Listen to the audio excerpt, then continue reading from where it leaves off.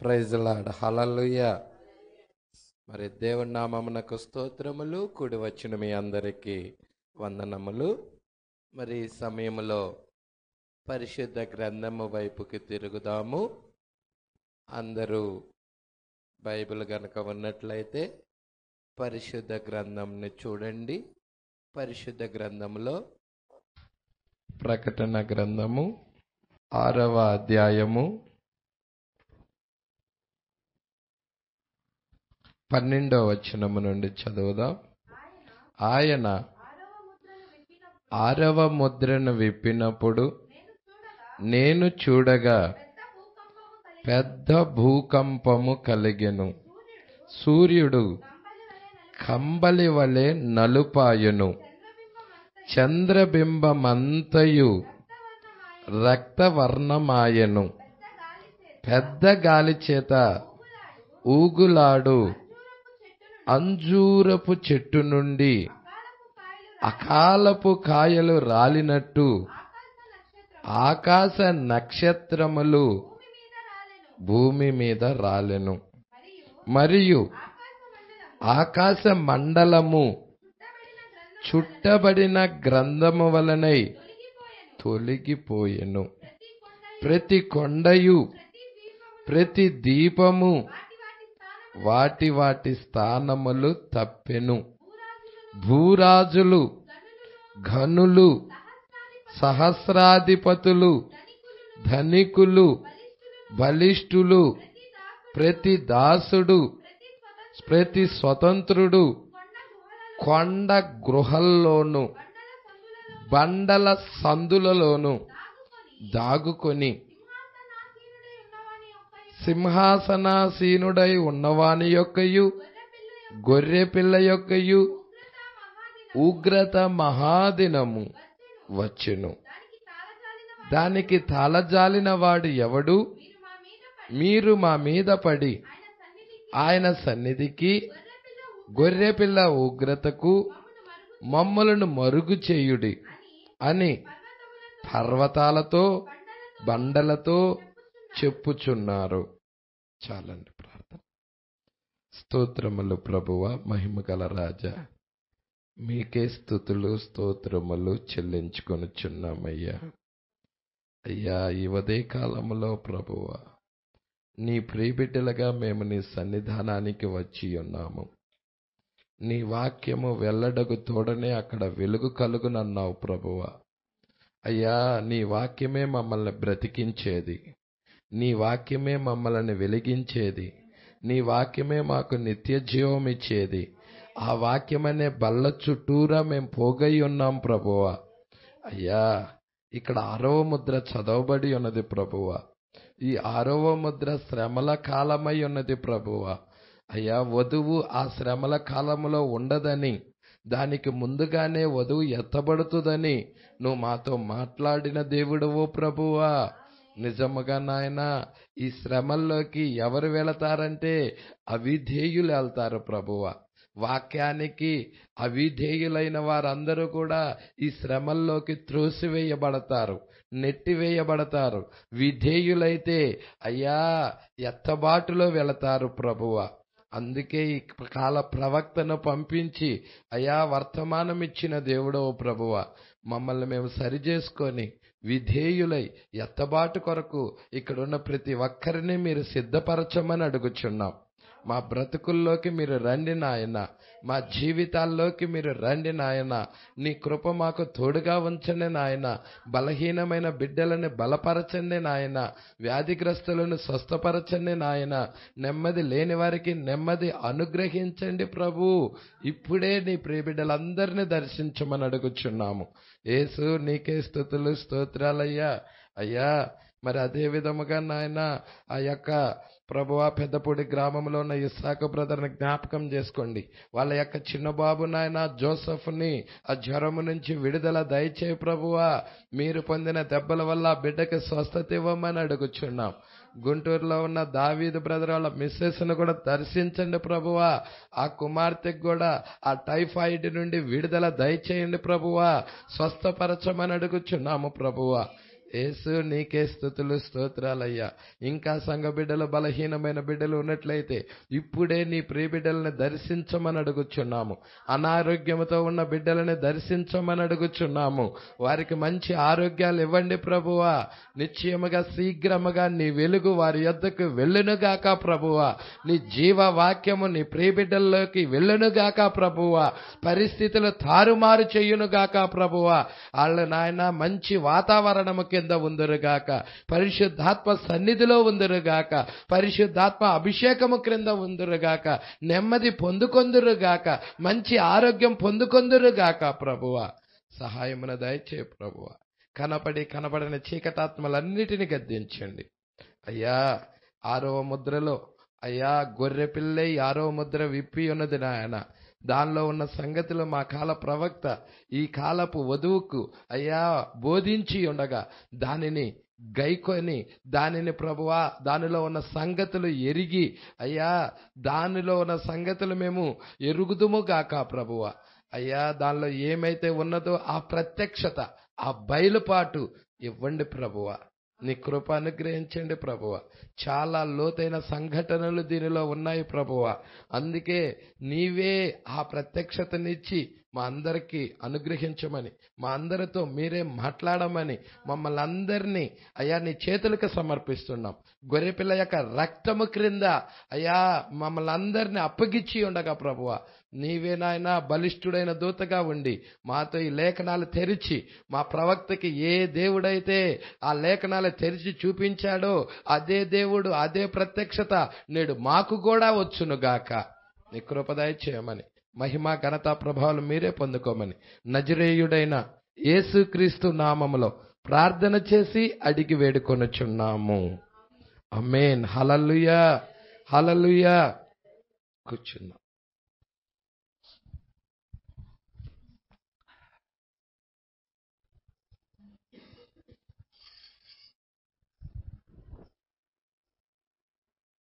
Praise lord.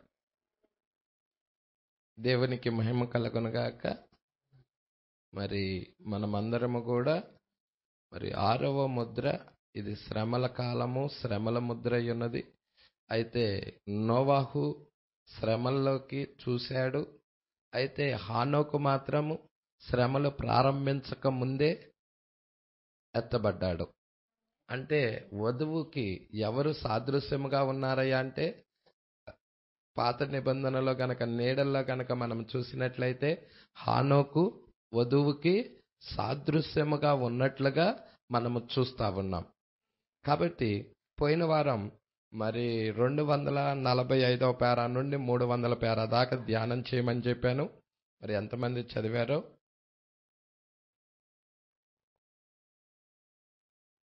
చదివి అన్నారా?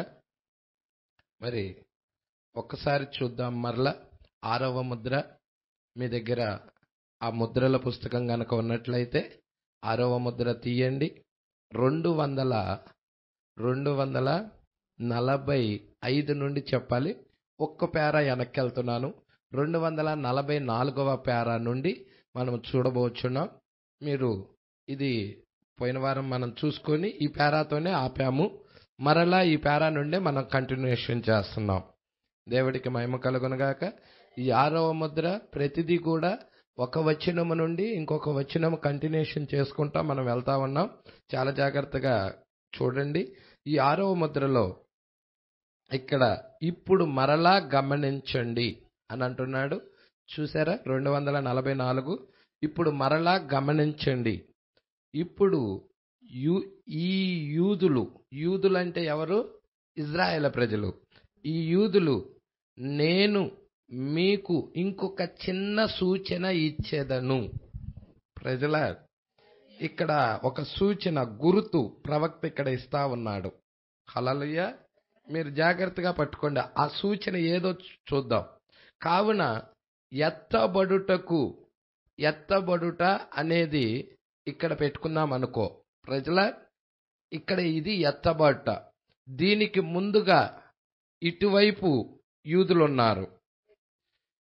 ఈ ఎత్తబడిన తర్వాత ఇటువైపు యూదులున్నారు. పట్టుకుంటున్నారా?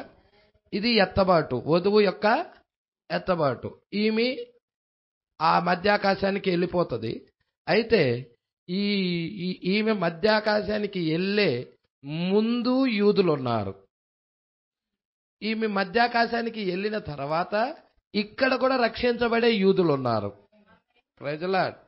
అయితే ఇక్కడ మనం చూస్తున్నాం, చాలా జాగ్రత్తగా గనక ఈ వచనాలు పట్టుకోవాలని నేను ఇష్టపడుచున్నాను. నేను మీకు ఇంకొక చిన్న సూచన ఇచ్చేదను. కావున ఎత్తబడుటకు యువతలి ప్రక్కన ఉండు యూదులు వీరు. యువతలి పక్కన ఉండు యూదులు. అవతల పక్కన కూడా ఉన్నారు. చూసారండి? యువతలి పక్క, అవతల పక్క. ఎత్తబాటుకు యువతల పక్క ఉన్నారు, అవతల పక్క ఉన్నారు. రెండు వైపులు ఉన్నారు. ఎవరు? యూదులు. Praise the Lord. అంటే ఎత్తబాటు ఎవరిది? అన్యులుది. అంటే అన్యజనులు ఇటు యూదులకి మధ్యలో ఉన్నారు. హల్లెలూయా. అంటే మనం చూసినట్లయితే చాలా జాగ్రత్తగా గమనించండి. ఇటు యూదులు చంపబడ్డారు, ఇటు యూదులు కూడా చంపబడబోచున్నారు. దీనికి మధ్యలో ఎవరున్నారు? అన్యజనుల్లో ఉన్న వధువు ఉన్నది. ఇక్కడికి వచ్చేదలకే 5వ బూర 6వ బూర కింద చంపబడిన యూదులు. Praise the lord. 5, 6 బూరల కింద చంపబడిన యూదులు. ఈ యూదులు ఎక్కడికి వెళ్ళారు? 5వ ముద్ర కిందకి వెళ్ళారు, బలిపీఠం కిందకి వెళ్ళారు. 5, 6 బూరల కింద చంపబడిన యూదులు ఎక్కడికి వెళ్ళారయ్యా అంటే 5వ ముద్ర కింద వెళ్ళారు. 5వ ముద్ర కింద వెళ్ళి వీళ్ళు ఏమడుగుతున్నారంటే, నాదా సత్యస్వరూపి పరిశుద్ధుడా, ఎందాక తీర్పు తీర్చకయు మా రక్తము నిమిత్తం భూనివాసులకు ప్రతిదండన చేయకయు ఉంటావని అడుగుతున్నారు. అయితే ఈమె ఇక్కడే ఉంది. ఇంకా ఎవరు? ఈమెవరు? వధువు ఇక్కడే ఉంది. వీళ్ళు మాత్రము బలిపీఠం కిందకి వెళ్ళి అడుగుతున్నారు. Praise the lord. పట్టుకుంటున్నారా లేదో? వీళ్ళు చంపబడ్డారు. ఎప్పుడు చంపబడ్డారంటే మొదటి ప్రపంచ యుద్ధము, రెండో ప్రపంచ యుద్ధములో చంపబడ్డారు. హల్లెలూయా. అంటే మొదటి అయ్యో మొత్తం 3 అయ్యోలు. మొత్తం ఎన్ని అయ్యోలు? 3 అయ్యోలు. అంటే 3 ప్రపంచ యుద్ధాలు ఉన్నాయి. Praise the Lord. వాటిల్లో 2 ఫుల్ఫిల్డ్ అయిపోయినాయి. అంటే 2 ప్రపంచ యుద్ధాలు జరిగిపోయినాయి. ఈ 2 ప్రపంచ యుద్ధాల్లో చంపబడిన యూదులు ఉన్నారు. Praise the lord. పట్టుకుంటున్నారా? ఈ 2 ప్రపంచ యుద్ధాల్లో చంపబడిన యూదులు, హల్లెలూయా, వీరు బలిపీఠం కిందకి వెళ్ళిపోయారు. బలిపీఠం కిందకెళ్ళి నాదా సత్యస్వరూపి పరిశుద్ధుడా, ఎందాక తీర్పు తీర్చకయు మా రక్తము నిమిత్తం భూనివాసులకు ప్రతిదండన చేయకయు ఉంటావని కేకలు పెడుతున్నారు వీళ్ళు. ఈమె ఇక్కడే ఉంది. హల్లెలూయా. పట్టుకుంటున్నారా? కేకలు పెడుతున్నారు. అప్పుడు దేవుడు ఈళ్ళతో ఏమని వ్యవహరించాడో తెలుసా? ఏమన్నాడంటే, మీ వల్లే చంపబడబోవు వారి సహదాసుల యొక్కయు సహోదరుల యొక్కయు లెక్క పూర్తయ్యే వరకు ఇంకా కొంచెము కాలం విశ్రమించు. ప్రజల అంటే ఇటెట్టాగా 5, 6 బోరల కింద చంపబడ్డారో ఇంకొక బోర్ ఉంది. మొత్తం ఎన్ని బోర్ల? 3 అయ్యోలు. 5వ బోర మొదటి అయ్యో, 6వ బోర రెండవ అయ్యో. అంటే 5, 6 బోరల కింద చంపబడ్డారంటే 2 అయ్యోలు అయిపోయినాయి. హల్లెలూయా. నీకు ఎలాగ తెలుసు 5వ బోర మొదటి అయ్యో అని ఎలా చెప్తున్నావు పాస్టర్ గారు? 5వ బోర మొదటి అయ్యో అని ఎలా చెప్తున్నావు? మొదటి బోర మొదటి అయ్యో అని చెప్పొచ్చు కదా. లేఖనమే చెప్తుంది. చూడండి, ప్రకటన గ్రంథం 8వ అధ్యాయము 13వ వచనం. మరియు నేను చూడగా ఆకాశ మధ్యమున. చూసారా అండి? ఇక్కడ కనుక మనం చూసినట్లయితే, మీరు ప్రకటన గ్రంథం తీశారు కదమ్మా, 8వ అధ్యాయం తీశారు కదా, ఈ 8వ అధ్యాయంలోనే బూరలు వస్తున్నాయి. ఈ 8వ అధ్యాయంలోనే బూరలు వస్తున్నాయి. 8వ అధ్యాయము ఎన్నో వచనం? మొదటి బూర 6వ వచనము. మీరందరూ చూడమ్మా, 8వ అధ్యాయము 6వ వచనం. ప్రైజ్ ది లార్డ్, హల్లెలూయా. మీరు తర్వాత చదువుకోండి. 8వ అధ్యాయము 6వ వచనము ఏముందంటే, 7 బూరలు పట్టుకొని ఉన్న 7 దూతలు ఊదుటకు సిద్ధమయ్యారు. 7వ వచనం మొదటి బూర అయి ఉన్నది. 7వ వచనము ఒక వచనమే మొదటి బూర. తర్వాత 8వ వచనము రెండవ బూర. 8, 9 2 వచనాలు ఉన్నాయి రెండవ బూరలో. తర్వాత 10వ వచనం వచ్చేదలకే 3వ బూర. Praise the Lord. ఈ 10వ వచనం వచ్చేదలకే 10, 11. దీనిలో కూడా 2 వచనాలు ఉన్నాయి. అర్థమవుతుందండి? మొదటి బూరకి 7వ వచనం, రెండవ బూరకి 8, 9వ వచనం, 3వ బూరకి 10, 11వ వచనం, 4వ బూరకి 1, 12వ వచనం. పట్టుకుంటున్నారా? అంటే మొదటిది 4వది ఒక వచనమే ఉన్నది. హల్లెలూయా. ఈ 4 బూరలు ఎక్కడికి వెళ్ళినాయి? ప్రకృతి మీదకి వెళ్ళాయి. Praise the Lord. ఈ 4 బూరలు ఎక్కడికి వెళ్ళాయి అంటే ప్రకృతిలో ఉన్న 1/3 భాగాన్ని, హల్లెలూయా, ఆ 3వ భాగాన్ని ఏం చేస్తున్నాయి? నాశనం చేస్తున్నాయి. హల్లెలూయా.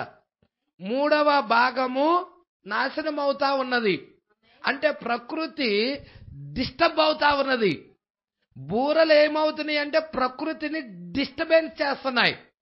అంటే నాశనం చేస్తున్నాయి, కలుషితం చేసేస్తున్నాయి, పాడు చేసేస్తున్నాయి. Praise the lord. ఇప్పుడు 4 బూరలు వచ్చేసేదలకే ప్రకృతి మీదకి వెళ్ళాయి. దేవుడు కూడా మానవుని చేయకముందు మొదటిగా దేవుడు ఏం చేశాడు అంటే ఈ ప్రకృతినే చేశాడు. హల్లెలూయా. చెట్లను, భూమిని, సూర్యుడిని, చంద్రుడిని, నక్షత్రాలని, సముద్రాలని, ఆకాశ పక్షులని, భూజంతువులని, హల్లెలూయా, అన్ని చేశాడు. అంటే మొదటిగా ప్రకృతిని చేసి 6వ దినాన మానవుని చేశాడు. ఇప్పుడు మనం చూస్తే 4 బూరలేమో ప్రకృతి మీదకి వెళ్తాయి. 5వ బూర, 6వ బూర, 7వ బూర, ఈ 3 బూరలేమో మనుషుల మీదకి వెళ్తున్నాయి. పట్టుకుంటున్నారా? అందుకే 4 బూరలేమో ప్రకృతి మీదకి వెళ్ళినవి 12వ వచనం దాకా ఉంది. తర్వాత వచ్చేదలకే మనుషుల మీదకి వెళ్ళేది 13వ వచనంలోనే 3 బూరలు ఉన్నాయి. ఏమంటున్నాడో చూడు. మరియు నేను చూడగా ఆకాశ మధ్యమున ఒక పక్షిరాజు ఎగురుచు బూరలు ఊదబోచున్న. All right. ఇక్కడ 12వ వచనం దాకా ఎన్ని బూరలు అయిపోయినాయి? 4 బూరలు అయిపోయినాయి. 13వ వచనం దగ్గరికి వచ్చేసేదలకే ఆ ఒక పక్షిరాజు ఆకాశ మధ్యాన ఎగురుతూ ఉన్నది. ఈ యొక్క బూరలు ఊదబోచున్న 3 దూతల బూరల శబ్దమును బట్టి భూనివాసులకు అయ్యో అయ్యో అయ్యో అని గొప్ప స్వరముతో. చూసారా అండి? ఇప్పుడు మొదటి అయ్యో అంటే 5వ బూర, రెండవ అయ్యో అంటే 6వ బూర, 3వ అయ్యో అంటే 7వ బూర. ఇప్పుడు యూదులు మొదటి అయ్యో, రెండో అయ్యోకి, తర్వాత ఇటు అన్ని జనులు ముందు యూదులు ఉన్నారు, అన్ని జనులు తర్వాత యూదులు ఉన్నారు. పట్టుకుంటున్నారండి? ఇటువైపు 5వ బూర, 6వ బూర కింద చంపబడిన వాళ్ళు బలిపీఠం కిందకి వెళ్తున్నారు. హల్లెలూయా. అయిపోయిందా? ఉందా ఇంకా? 5, 6 బూరలు అయిపోయినాయి. ఎప్పుడు అయిపోయినాయి అంటే 5వ బూర 1914 నుండి 1918వ సంవత్సరంలో మొదటి ప్రపంచ యుద్ధము, అదే 5వ బూర. హల్లెలూయా. చాలా మంది యూదులు చంపబడ్డారు. తర్వాత 6వ బూర దగ్గరికి వచ్చేసేదలకే 1939 నుండి 1945వ సంవత్సరం దాకా దీంట్లో కూడా చాలా మంది యూదులు చనిపోయారు. 6,80,00,000 మంది యూదులు చంపబడ్డారు. Praise the lord. ఎవరు? 4 నియంతల ద్వారా చంపబడ్డారు. Praise the Lord. ఈ ప్రపంచ యుద్ధాలలో ఎన్ని ప్రపంచ యుద్ధాలు జరిగినాయి? 2 ప్రపంచ యుద్ధాలు. ఆ తర్వాత ఆ యొక్క శ్రమ అయిపోయిన తర్వాత వారు స్వదేశానికి వెళ్తున్నారు. ఎక్కడికి వెళ్తున్నారు? స్వదేశానికంటే 1945తో మనకి రెండవ అయ్యో అయిపోతుంది. తర్వాత 1948లో వాళ్ళు ఇజ్రాయేల్ దేశము, ఇజ్రాయేల్ ప్రజలు వారి స్వదేశమైన యెరూషలేముకు వాళ్ళు వెళుతా ఉన్నారు. అదే అంజూరపు చెట్టు లేతదై చిగురించటం. Praise the lord. ఇప్పుడు బలిపీఠం కిందకు వెళ్ళిన వాళ్ళు ఏం చేస్తున్నారు? మొరపెడుతున్నారు. హల్లెలూయా. మొరపెడుతున్నప్పుడు ఏమంటున్నాడో చూడండి. యువతల పక్కన అవతల పక్కన ఎవరున్నారు? ఎత్తబడుటకు ముందు యువతల పక్కన ఆ అవతల పక్కన ఎవరున్నారయ్యా అంటే, యువతల పక్క యూదులు ఉన్నారు, ఇటు పక్క యూదులు ఉన్నారు. హల్లెలూయా. అందుకే అంటున్నాడు, ఎత్తబడుటకు యువతల పక్కన ఉండు యూదులు వీరు, ఏమి జరగనయ్యిందో గమనించండి. హల్లెలూయా. ఎటువైపు? ఇటువైపు ఉన్నది. ఆల్రైట్, ఇది జరిగిపోయింది. ఆల్రైట్, ఇవి జరిగిపోయినది. ఎత్తబాటు ఇక్కడ ఉన్నది. హల్లెలూయా. ఈ ఎత్తబాటికి ముందు యువతల పక్క కూడా యూదులు ఉన్నారు. వీళ్ళు కూడా చంపబడబోవాలి. వీళ్ళు ఏ బోర కింద చంపబడతారు? 7వ బోర కింద చంపబడతారు. అదే యేసు అన్నాడు అక్కడ. ఏమన్నాడు? 5వ ఆ ముద్ర కింద మీ వలె చంపబడబోవు వారి సహదాసుల యొక్కయు సహోదరుల యొక్కయు లెక్క పూర్తగు వరకు ఇంకా కొంచెము కాలం.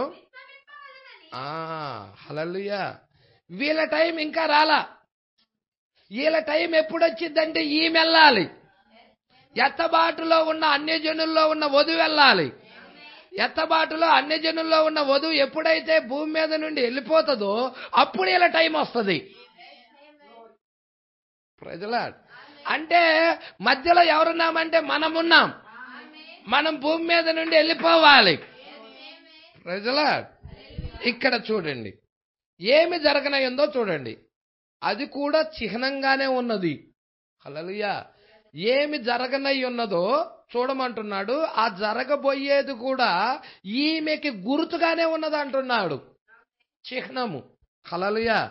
మనకు అధిక సమయం లేనందున నేను దాన్ని తీయుటలేదు. యాకోబు యొక్క శ్రమలు అంటున్నాడు. అవేంటంట? యాకోబు యొక్క శ్రమలు. శ్రమలు. దేవుడికి మహిమ కలుగునుగాక. యాకోబు యొక్క శ్రమలు అని పిలవబడుటలో కూడా అది దృష్టాంతరముగా ఇవ్వబడి ఉన్నది. ఇప్పుడు గమనించండి, ఈ యూదులు ఇక్కడ గమనించండి. హల్లెలూయా. ఇప్పుడు మనం వస్తున్నాము 245వ పేరాకి. దాన్ని యాకోబు యొక్క శ్రమలుగా పోల్చాడు. ఇప్పుడు అవి మరి వీరికి ఎలాగ సాదృశ్యము, అన్ని జనుల యొక్క వధువుకి ఎలాగ సాదృశ్యము అంటే ప్రవక్త తీసుకొని వస్తున్నాడు. చాలా జాగ్రత్తగా పట్టుకుందాం, చూద్దాం. హల్లెలూయా. 245వ పేర. నేను ఇక్కడ కొద్ది సమయం తీసుకోబోచున్నాను. చూసారా? నేను దానిని దాటిపోవునప్పుడు అది నాకు ఉద్రిక్తతను కలగజేయుచున్నది. చూసారా? గమనించండి. దానిని మీరు చూడవలనని నేను మిమ్మల్ని కోరుచున్నాను. Praise the Lord. ప్రవక్త ఏం చూశాడో దాన్నే నేను చూసిన విధంగానే మీరు కూడా చూడమంటున్నాడు. Praise the lord. దాన్ని మీరు చూడాలని నేను మిమ్మల్ని కోరుచున్నాను. చూడాలని కోరుకుంటున్నాడు. ప్రవక్తకి ఎలాగ ఉద్రిక్తత కలగజేసిందో, ఆ ఉత్తేజం వచ్చి ఉన్నదో, ఆ యొక్క ఆనందము వచ్చి ఉన్నదో, ఎలాగా ఆ యొక్క ఉద్రిక్తతకు ప్రవక్త గురై ఉన్నాడో మనము కూడా దాన్ని చూసి మనము కూడా అలాగా ఆ యొక్క ఉద్రిక్తతకి గురవ్వాలని ప్రవక్త కోరుతున్నాడు. Praise the Lord. నేను మిమ్మల్ని కోరుచున్నాను అంటున్నాడు. మరియు నేను ఊరక సరి దేవుడు దానిని మీకు చూపించునని నేను నిశ్చయముగా ఉన్నాను. అంటే దేవుడు చూపిస్తేనే ఆ ప్రత్యక్షత పొందుకుంటాం, లేకపోతే చదువుకుంటూ వెళ్తాం. అక్కడ ఏదో ఒక విషయం ఉంది, ఆ విషయాన్ని చూపించాలి. ప్రజలా ఆ విషయాన్ని చూపించినప్పుడు ఆ విషయంలో నిన్ను నువ్వు చూసుకోవాలి. ఎప్పుడైతే నిన్ను నువ్వు ఆ వాక్యంలో చూసుకుంటావో అప్పుడు నువ్వు ఆనందిస్తావు, అప్పుడు నువ్వు సంతోషిస్తావు. ఆ వాక్యములో నీ స్థానం నువ్వు చూసుకోనంతసేపు నువ్వు ఆనందించలేవు. హల్లెలూయా, దేవుడికి మహిమ కలుగును గాక. ఇక్కడకు చూద్దాం, 246వ పేర చూడండి, చాలా జాగ్రత్తగా పట్టుకోండి. యాకోబు వధువుకు సాదృశ్యమని ఎంతమందికి తెలుసు? హల్లెలూయా. యాకోబు వధువుకి సాదృశ్యమై ఉన్నాడు. హల్లెలూయా. కృప ద్వారా, కృప ద్వారా ఈమె రక్షించబడుతుంది. యాకోబు అంటే కృపై ఉన్నది, ఇస్సాకు ప్రేమై ఉన్నది, అబ్రహాము విశ్వాసమై ఉన్నది, ఆయన విశ్వాసులకు తండ్రి. హల్లెలూయా. ఇస్సాకు విధేయుడై ఉన్నాడు, ప్రేమ. తర్వాత మనం చూస్తున్నాం యాకోబు కృప, యేసేపు పరిపూర్ణత. Praise the Lord. దేవుడికి మహిమ కలుగును గాక. ఇక్కడ చాలా జాగ్రత్తగా మనం పట్టుకోవాల్సిన చాలా విషయాలు ఉన్నాయి, చూడండి జాగ్రత్తగా. హల్లెలూయా. యాకోబు జ్యేష్ఠత్వపు హక్కును కలిగి ఉండెను. ఇతడు చిన్నవాడికి జ్యేష్ఠత్వపు హక్కు ఎలా వచ్చినది? జ్యేష్ఠత్వపు ఆశీర్వాదాలు ఎవరికి వెళ్ళాలి? పెద్దవాడికి వెళ్ళాలి. పెద్దవాడికి వెళ్ళాల్సిన జ్యేష్ఠత్వపు ఆశీర్వాదాలు చిన్నవాడి మీదకి వస్తున్నాయి. హల్లెలూయా. పట్టుకుంటున్నారా? పెద్దవాడెవరు? పెద్దవాడు ఏశావు, చిన్నవాడు యాకోబు. జ్యేష్ఠత్వ ఆశీర్వాదాలు పెద్దవాడి మీదకి వెళ్ళాల్సిన జ్యేష్ఠత్వ ఆశీర్వాదాలు చిన్నవాడి మీదకి వస్తున్నాయి. ప్రజల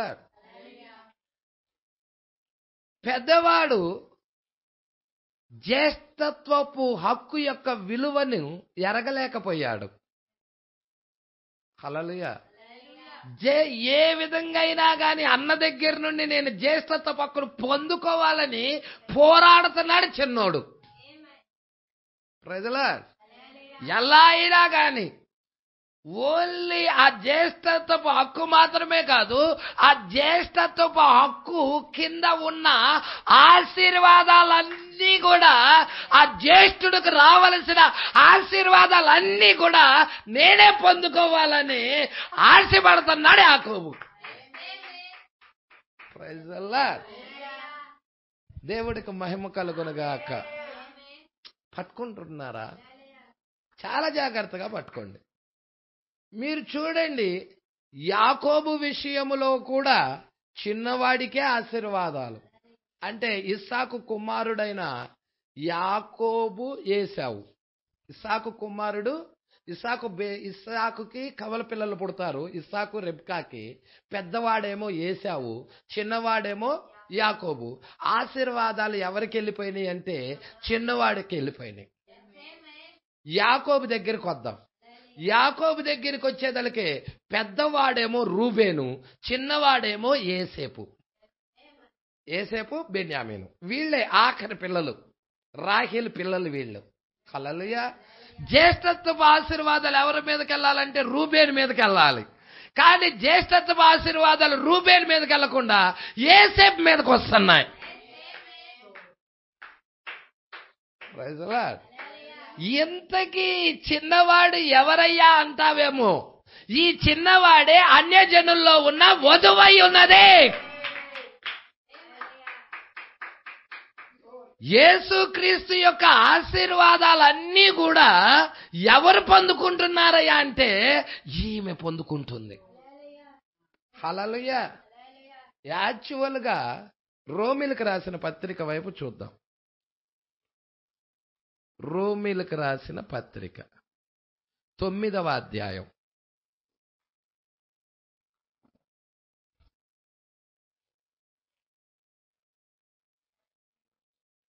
9వ అధ్యాయం మొదటి నుండి. నాకు బహు దుఃఖమును నా హృదయములో మానని, ఏంటంటే మాననటువంటి వేదన కలవు. ఏంటి పౌలు గారి యొక్క హృదయములో ఉన్న వేదన ఏంటి? ఆ మాననటువంటి వేదన ఏంటి? బహు దుఃఖకరమైనది ఏంటి? ఆయన నాకు బహు దుఃఖమును నా హృదయములో మాననటువంటి వేదన గలవు.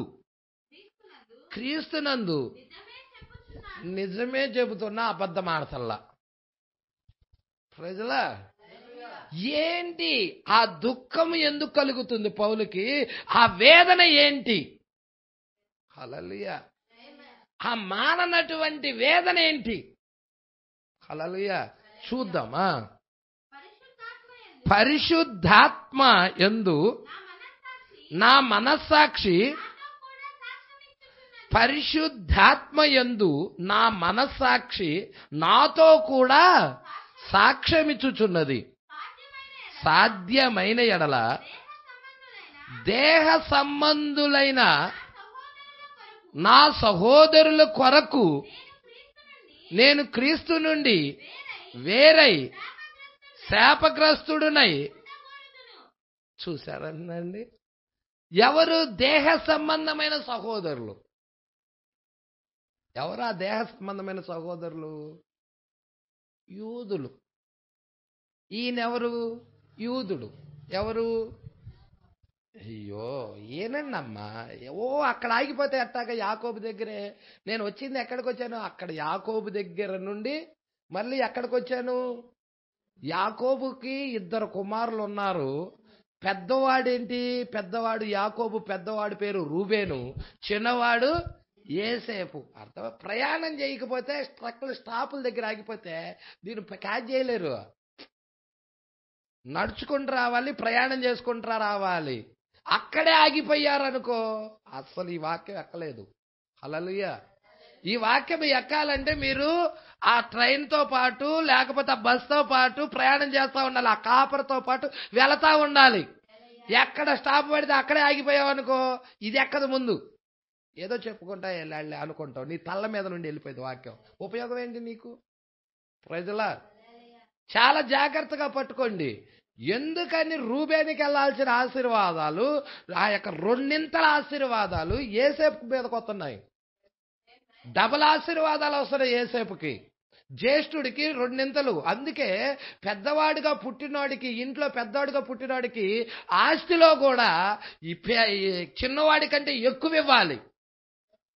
ఆస్తిలో కూడా చిన్నవాడి కంటే పెద్దవాడికి ఎక్కువ ఆస్తి ఇవ్వాలి. 1 ఎకరమైనా సరే ఎక్కువ ఇవ్వాల్సిందే, తప్పదు. అది చట్టం. అర్థమవుతుందా? అయితే ఇక్కడ మనం చూస్తున్నాము, బహు దుఃఖమును నా యొక్క హృదయములో మాననటువంటి వేదన కలవంటున్నాడు. నేను నిజమే చెబుతున్నా కానీ అబద్ధం ఆడటం లేదు అంటున్నాడు. పరిశుద్ధాత్మ యందు నా మనస్సాక్షి నాతో కూడా సాక్ష్యం ఇస్తుంది అంటున్నాడు. దేని నిమిత్తమయ్యా అంటే ఇక్కడ అంటున్నాడు, చాలా జాగ్రత్తగా పట్టుకోండి. ఏమన్నాడు? సాధ్యమైన ఎడల దేహ సంబంధులైన నా సహోదరుల కొరకు. అంటే దేహ సంబంధులైన సహోదరులు అంటే ఈయన యూదుడై ఉన్నాడు, బెన్యామీను గోత్రంలో పుట్టినవాడై ఉన్నాడు. ఈయన తన దేహ సంబంధులైన సహోదరులు అంటే ఇజ్రాయేల్ ప్రజల కొరకు ఏమంటున్నాడండి? నేను క్రీస్తు నుండి వేరై శాపగ్రస్తుడునై ఉండకూడదు. నా ప్రజల కొరకు నేను క్రీస్తు నుండి వేరై శాపగ్రస్తుడునై కూడా ఉండకూడదు అంటున్నాడు. 4వ వచనం, వీరు ఇజ్రాయిలు దత్తపుత్రత్వము, మహిమ, నిబంధన, ధర్మశాస్త్ర ప్రధానము, అర్చనాచారాదులు, వాగ్దానాలు వీరివి. అర్థమవుతుందా? ఏమన్నాడు? పొష్టే చూపించాడు. దత్తపుత్రత్వము ఏంటది? హల్లెలూయా. ఈ దత్తపుత్రత్వం ఎవరిది? ఇజ్రాయెల్ జ్యేష్ఠులది. హల్లెలూయా. అయితే దత్తపుత్రత్వము వాళ్ళ దగ్గర నుండి ఎవరి దగ్గరికి ట్రాన్స్ఫర్ అయిందయ్యా అంటే అన్యజనుల్లో వధువు దగ్గరికి వచ్చేదే. ఇప్పుడు మనము దత్తపుత్రులం అయి ఉన్నాం. దత్తపుత్రులయ్యే అంటామంటే ఇలాగ ఆలోచించుకోవాకండి. దేవుడికి బిడ్డలు లేరు, అపవాది బిడ్డల్ని తీసుకొని దత్తత తీసుకున్నాడు, పెంచుకుంటున్నాడని. నో, అది కాదు. దేవుడు బిడ్డే. అందుకే దత్తపుత్రత్వం అనే వర్తమానం చదవాలి. వర్తమానాలు చదివితేనే ఈ విషయాలు మీకు అర్థమవుతాయి. మీరు భౌతిక సంబంధంగా అయ్యా నాకు పిల్లలు లేరు, ఒక బిడ్డని దత్తత తీసుకుంటున్నాను, అయ్యా ఆ బిడ్డను నేను పెంచుకుంటాను, అలా కాదది. అలా కాదది. దత్తత అంటే తీసుకోవాలి అంటే వాడు కొడుకునే తీసుకుంటున్నాడు. ఇక్కడ వైదలా వాడు పుట్టినప్పుడు కుమారుడు అవుతాడు. పుట్టినప్పుడు ఏమవుతాడు? కుమారుడు అవుతాడు. కుమారుడు అవుతాడు కానీ వాడు వారసుడు కాలేడు. వారసుడు అవ్వాలంటే దత్తత జరగాలి. దీనికి ముందు తండ్రి ఏం చేస్తాడంటే ఆ కుమారుడిని ఒక మంచి మాస్టర్కి అప్పచెప్తాడు. హల్లెలూయా. అదే విధంగా దేవుడు కూడా ఏం చేశాడంటే మనం పరిశుద్ధాత్మను పొందుకున్నాము, పొందుకోవటం ద్వారా మనం కుమారులం అయ్యాము, ఇప్పుడు కుమార్తెలు అయ్యాము, బాగానే ఉంది. అయినంత మాత్రాన మనం హక్కును పొందుకోలేము. హక్కును వారసత్వం పొందుకోవాలి అంటే మనకేం జరగాలంటే దత్తత జరగాలి. ఈయనేం చేశాడంటే దేవుడు కూడా మంచి మాస్టర్ కప్పచెప్పాడు. ఆ మాస్టర్ ఎవరో కాదు, పరిశుద్ధాత్మ దేవుడు. ఆయనే మంచి మాస్టర్ అయి ఉన్నాడు. ఆయన బిడ్డలని పరిశుద్ధాత్మ కిందకే పెట్టేశాడు. ఇప్పుడు ఆయన ఉపాధ్యాయుడు, మనల్ని నేర్పించే బోధకుడు, నేర్పిస్తా ఉన్నాడు. నువ్వు గనక పిచ్చి పిచ్చి ఆశాలు వేసావు అనుకో, ఆ ఉపాధ్యాయుడి దగ్గర సరిగా నేర్చుకోకుండా, హల్లెలూయా, తండ్రికి ఇలా చెప్తాడు వెళ్ళి, మీ అబ్బాయి పోకిరి చేష్టలు చేస్తున్నాడు, మీ అబ్బాయి సరిగా నడుచుకోవటం లేదు, మీ అబ్బాయి సరిగా లెసన్ వినటం లేదు, వాక్యము వినటం లేదు, చెప్పేవి వినటం లేదు, లోక కార్యాల్లో నిమగ్నమైపోతున్నాడని తండ్రికి చెప్తాడు. అప్పుడు తండ్రి వాడిని దత్తత తీసుకోడు. తండ్రి వాడిని దత్తత తీసుకోవాలి అంటే మంచి ప్రవర్తన కలిగి ఉండాలి కుమారుడు. ఆ మాస్టర్ దగ్గర నుండి మంచి సాక్ష్యము పొందుకొని ఉండాలి ఇతడు. దేవుడి దగ్గర నుండి నీకు మంచి సాక్ష్యం లేదనుకో, నువ్వు దత్తత కాపాడలేవు. మీరు కావాలంటే దత్తపుత్రత్వ బుక్ చదవండి. దత్తపుత్రత్వ బుక్లో సైతాన్ గాడి బిడ్డల్ని తీసుకొచ్చి దేవుడి బిడ్డలుగా చేసుకోవటంలా ఆయన పుట్టిన బిడ్డలని పట్టుకుంటున్నారా? ఇక్కడ ఆయన పుట్టారు కదయ్యా, పుట్టిన వాళ్ళందరంటే కాదు, యాకోబుకి చాలా మంది పుట్టారు. పుట్టిన వాళ్ళందరికి వచ్చిందా జ్యేష్ఠత్వ హక్కు? జ్యేష్ఠత్వ హక్కు అంటే అది 12 మంది పుట్టినా ఒకడికే వచ్చింది. హల్లెలూయా. ఆ రూబేనుకి వెళ్ళాల్సిన జ్యేష్ఠత్వ ఆశీర్వాదాలు ఎవరికి వచ్చింది? ఇప్పుడు ఆ భార్య స్థానం ఎవరికంటే అందరికీ కాదు, ఎవరైతే ఆ దత్తపుత్రత్వం పొందుకున్నారో, ఆ దత్తతలో ఉన్నారో వారే ఆ భార్య స్థానంలో ఉంటారు. అందుకే ఇక్కడ అంటున్నాడు దత్తపుత్రత్వము, మహిమ, నిబంధనలు, ధర్మశాస్త్ర ప్రధానము, అర్చనాచారాదులు, వాగ్దానాలు కూడా ఎవరివి? ఇజ్రాయేల్ ప్రజలవి. అక్కడ నుండి వాళ్ళ దగ్గర నుండి ఎటువైపు వెళ్తున్నాయి? దాన్ని చూస్తున్నాడు పౌలు. ఆ అన్య జనుల దగ్గరికి వెళ్ళటం చూస్తున్నాడు. ఎందుకు చూస్తున్నాడంటే ఈయన అన్య జనులకి ఒక వర్తమానికుడు. పౌలు యూదుడైనప్పటికీ కూడా అన్య జనులకు వర్తమానికుడుగా మొదటి కాలంలో అన్య జనుల కొరకు వర్తమానికుడు. యేసుక్రీస్తు కుడి చేతిలో మొదటి నక్షత్రం ఆయన.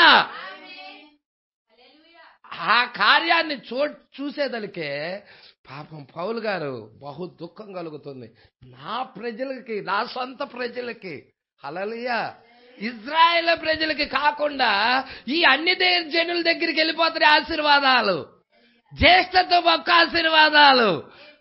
అసలు ఆ భార్య స్థానము, ఆమె కలిగి ఉండాల్సిన భార్య స్థానం ఈమెకి అన్ని జనుల దగ్గరికి వెళ్ళిపోతుంది అని అసలు ఆయన అంటున్నాడు, నాకు బహు దుఃఖము నా హృదయములో మానని వేదన కలుగుతుంది అంటున్నాడు ఆయన. నీ కుటుంబంలో వాళ్ళకి కాకుండా వెళ్ళిపోతే నువ్వు ఎంత వేదన పడతా ఉంటావండి. హల్లెలూయా, పట్టుకుంటున్నారా? అలాగా దేవుడు సిలువ ద్వారా ఈ ఆశీర్వాదాలు కూడా ఎలా వచ్చినాయి అన్ని జనులకి? సిలువ ద్వారా, యేసు క్రీస్తు ద్వారా. యూదులకు వెళ్లాల్సిన ఆశీర్వచనాలు అన్ని యేసు క్రీస్తు ద్వారా అన్ని జనులకు ట్రాన్స్ఫర్ అయిపోయినాయి. దేవుడికి మహిమ కలుగునుగాక. అందుకే అంటున్నాడు, పితరులు వీరు వారు శరీరమును బట్టి క్రీస్తు వీరిలో పుట్టెను, ఈయన సర్వాధికారి అయిన దేవుడై ఉండి, సర్వాధికారి అయిన దేవుడు నిరంతరము స్తోత్రార్హుడై ఉన్నాడు ఆయన. Praise the Lord. ఇక తర్వాత చెప్పుకుంటా వస్తాడు అబ్రహాము గురించి, ఇస్సాకు గురించి, వాగ్దాన పుత్రుడైన ఇస్సాకు గురించి. ఇష్మాయేలు వారసుడు కాదు, ఇస్సాకే వారసుడని. తర్వాత రెబ్కా గురించి, ఆ రెబ్కాకి 2 బిడ్డలు, ఏశావు వారసుడు కాదు, ఎవరు వారసుడు? యాకోబే వారసుడని. ఇలా ఎన్నిక గురించి చెప్పుకుంటా వస్తున్నాడు. Praise the Lord. అలాగే యూదుల దగ్గర నుండి ఆశీర్వచనాలన్నీ కూడా అన్ని జనుల దగ్గరికి వెళ్తున్నాయి అని చెప్తున్నాడు. హల్లెలూయా. అందుకే ఇక్కడికి చూద్దామండి, ఇక్కడికి వచ్చేద్దాం. దీని దగ్గరికి వెళ్ళిపోతే ఇదేనే మనకి గంట పైన పడుతుంది. హల్లెలూయా. మనం ఒక్క పేరా కూడా కంప్లీట్ చేయలేం. అందుకే ఇక్కడ అన్నాడు, యాకోబు జ్యేష్ఠత్వపు హక్కును కలిగి ఉండెను. ఇప్పుడు యాక్చువల్గా ఈ జ్యేష్ఠత్వపు హక్కు ఎవరిదంటే ఏశావుకి వెళ్ళాల్సిన హక్కు ఎవరికి వెళ్తుంది? యాకోబుకి వెళ్తుంది. అది ముందు ప్రణాళిక.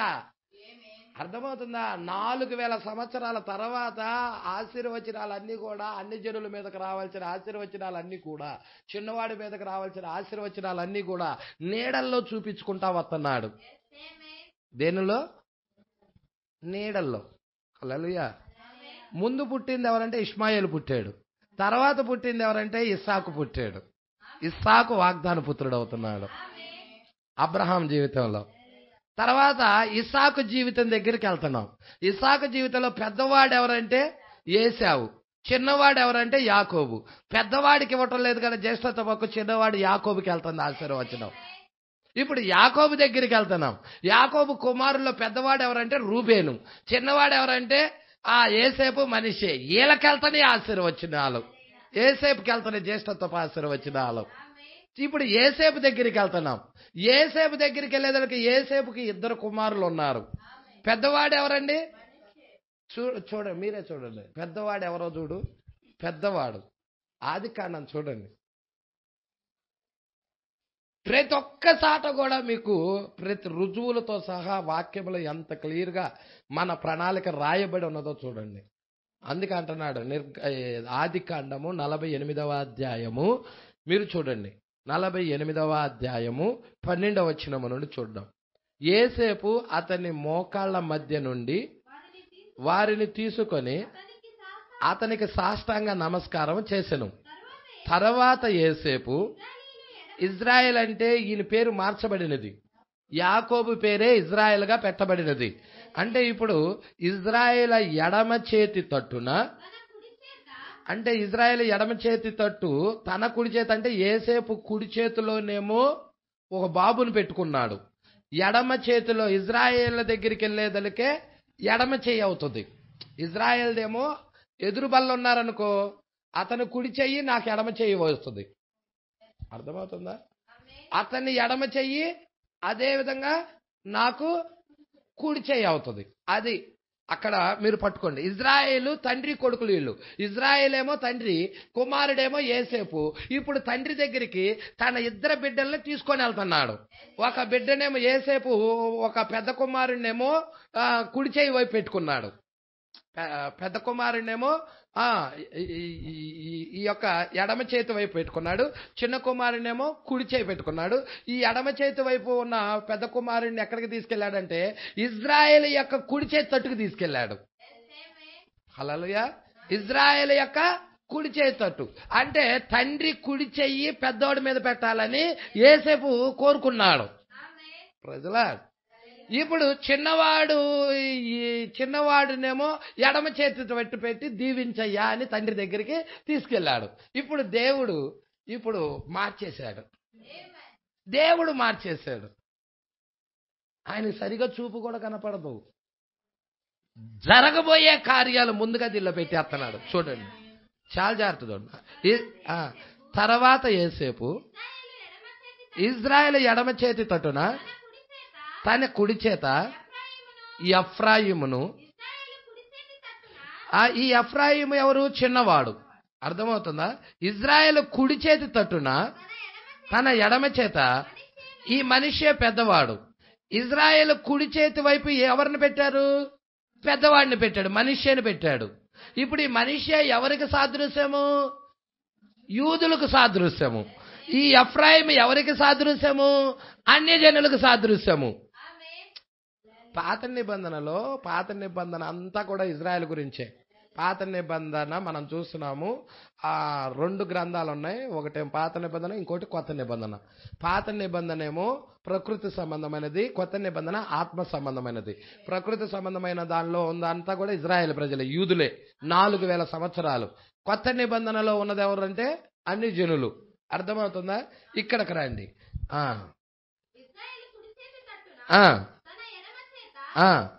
మనుష్యుని పట్టుకొని వారిద్దరిని అతని దగ్గరికి తీసుకొని వచ్చెను. మనిషే పెద్దవాడు. ఇప్పుడు పెద్దవాడు ఎవరు? మనిషే. ఇజ్రాయేలు తన చేతులను యుక్తిగా చాచి చిన్నవాడైన ఎఫ్రాయిము తల మీద, అంటే ఏం చేశాడు? నాకెళ్ళే అందరూ చూడండి, నేనున్నాను కదా, ఇజ్రాయెల్ అనుకోండి. ఇప్పుడు 2 బిడ్డలని తీసుకొని వచ్చాడు యోసేపు. నా కుడి చెయ్యి వైపున ఎవరిని పెట్టాడు? పెద్దవాడిని పెట్టాడు. ఇది నా కుడి చెయ్యి అంటే ఇది. నా ఎడమ చెయ్యి వైపున ఎవరిని పెట్టాడు? చిన్నవాడిని పెట్టాడు. అంటే ఇక్కడేమో చిన్నవాడు ఉన్నాడు, ఆ బాటిల్ కూడా ఇట్టమ్మా. ఇక్కడేమో పెద్దవాడు ఉన్నాడు. ఈయన పెద్దవాడేగా, ఈయన చిన్నాడేగా. ఇప్పుడు ఈ పెద్దవాడు ఇలాగా ఆశీర్వదించాలి, ఇది ఇలా ఆశీర్వదించాలి. పెద్దవాడు కుడి చెయ్యి, పెద్దవాడు ఇలా ఆశీర్వదించాలి. అయితే ఆయన ఏం చేశాడయ్యా అంటే ఇలాగ ఆశీర్వదించకుండా ఇలా ఆశీర్వదించాడు.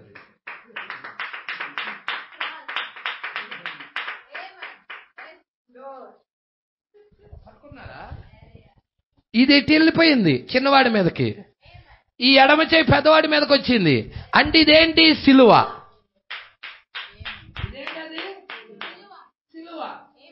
అంటే సిలువ ద్వారాగా ఆశీర్వచనాలు పెద్దవాడి దగ్గర నుండి చిన్నవాడి దగ్గరికి వెళ్ళిపోతున్నాయి.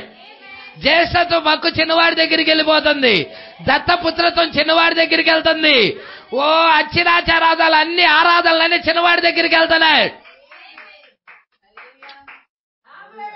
నీ ప్రణాళిక చూడు, ఇక్కడ అట్ట పెట్టేసేసాడు. యేసుక్రీస్తు సిలువ ద్వారాగా పెద్దవాడు ఇజ్రాయేల్ ప్రజలకు వెళ్ళాల్సిన ఆశీర్వచనాలు ఇజ్రాయేల్ ప్రజలకు కాకుండా అన్యజనులమైన మన మీదకి వస్తున్నాయి. చూసారండి? ఈ ప్రణాళిక ఆది కాండము నుండి వస్తానే ఉన్నది. అబ్రహాం జీవితంలో వచ్చింది, ఇస్సాకు జీవితంలో వచ్చింది, యాకోబు జీవితంలో వచ్చింది, యోసేపు జీవితంలో కూడా వచ్చింది. పట్టుకుంటున్నారండి? హల్లెలూయా. ఇక అంతా కూడా ఈ ప్రణాళిక అంతా కూడా అలాగా ముందు కొనసాగుతూ వస్తానే ఉన్నది. హల్లెలూయా. నీడల్లో నువ్వు పట్టుకుంటున్నావా? ఇప్పుడు యాకోబు జ్యేష్ఠత్వపు హక్కు కలిగి ఉన్నాడు. ఎలాగైనా కానీ జ్యేష్ఠత్వపు ఆశీర్వాదాలు పొందుకోవాలని. పుట్టేటప్పుడే, సామాన్యంగా పుట్టేటప్పుడే చూద్దాం. పుట్టేటప్పుడు వీళ్ళు అసలు ఎలా పుట్టారు? పెద్దవాడు చిన్నవాడు పుట్టేటప్పుడు ఎలా పుట్టాడో చూద్దాం.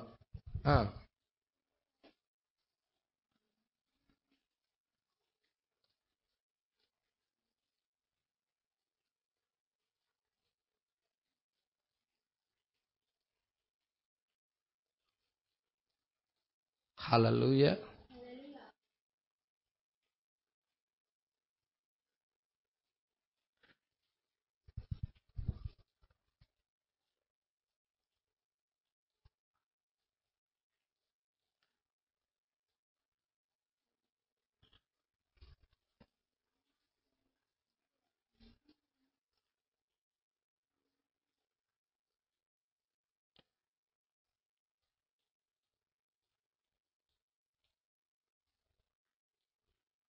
ఇక్కడ 25వ అధ్యాయం ఆదికాండం అండి. 25వ అధ్యాయం 19వ వచనం నుండి చూద్దాం. అబ్రహాము కుమారుడగు ఇస్సాకు వంశావళి ఇదే. అబ్రహాము ఇస్సాకును కనెను. ఇస్సాకు పద్దనరాములో నివసించు. వీళ్ళెవరంట? రెబకా సిరియా దేశస్థురాలు. రెబకా ఎవరు? సిరియా దేశస్థురాలు. సిరియనులు అంటే అన్యజనులు.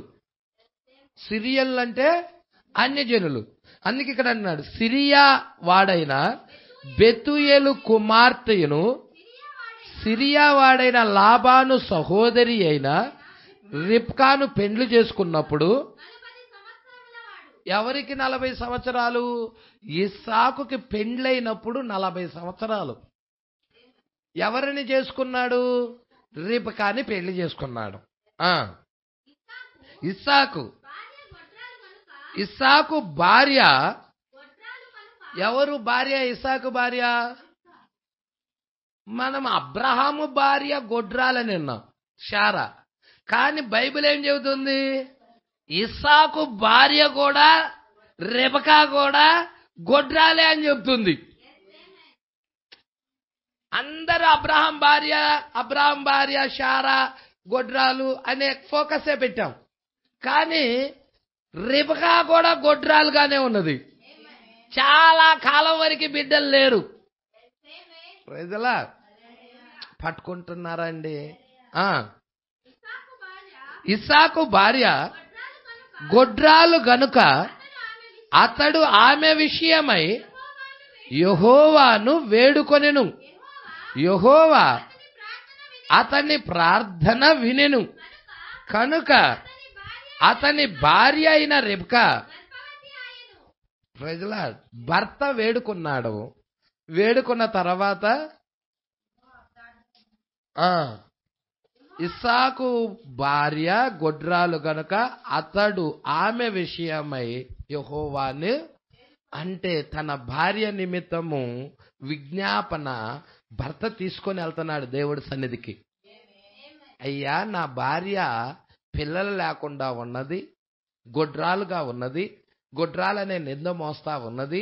అయ్యా, నా భార్యను మరొకసారి మీరు దర్శించి సంతానం ఇవ్వు ప్రభువా అని దేవుడిని వేడుకోవటం ద్వారాగా ఇస్సాకు యొక్క ప్రార్థనను బట్టి హల్లెలూయా ఇప్పుడు శారాని దేవుడు దర్శిస్తున్నాడు. చూడండి,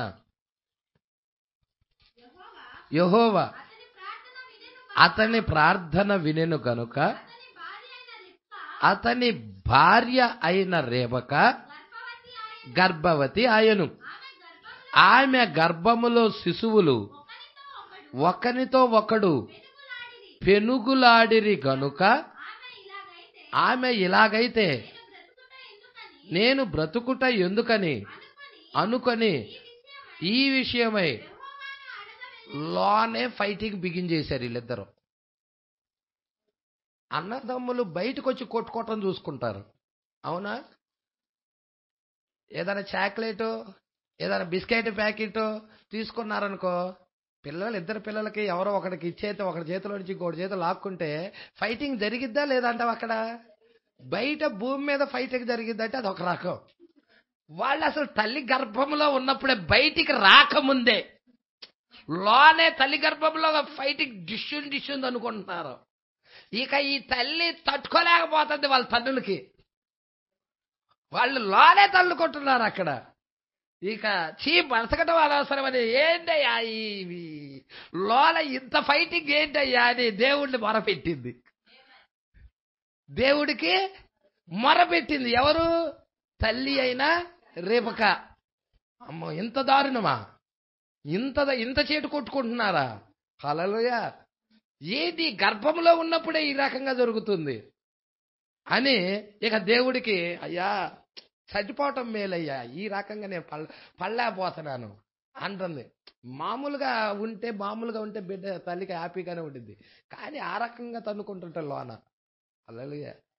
లోన తన్నుకున్న వాళ్ళు బయట తన్నుకోరా ఏంటి? లోనే ఫైటింగ్ చేసుకున్న వాళ్ళు బయట ఫైటింగ్ చేసుకోరంటవా? ఇంకెక్కువ చేసుకుంటారు బయట. అవునా కదా? ఆడ ప్లేసే లేదు, చిన్న ప్లేస్లోనే వాళ్ళు చేసుకుంటున్నారు. భూమి మీదకి వచ్చినాక ఇంకెంత ప్లేస్ ఉంటుందో, ఇంకా వాళ్ళు పోట్లాడుకోవడానికి కావాల్సినంత ప్లేసు. అప్పుడు యెహోవా మర్మం చెప్తున్నాడు. యెహోవా ఆ తల్లి అయిన రిబ్కాతో మర్మం చెప్తున్నాడు. అమ్మా, వాళ్ళు ఎందుకు పోట్లాడుకుంటున్నాడో తెలుసా?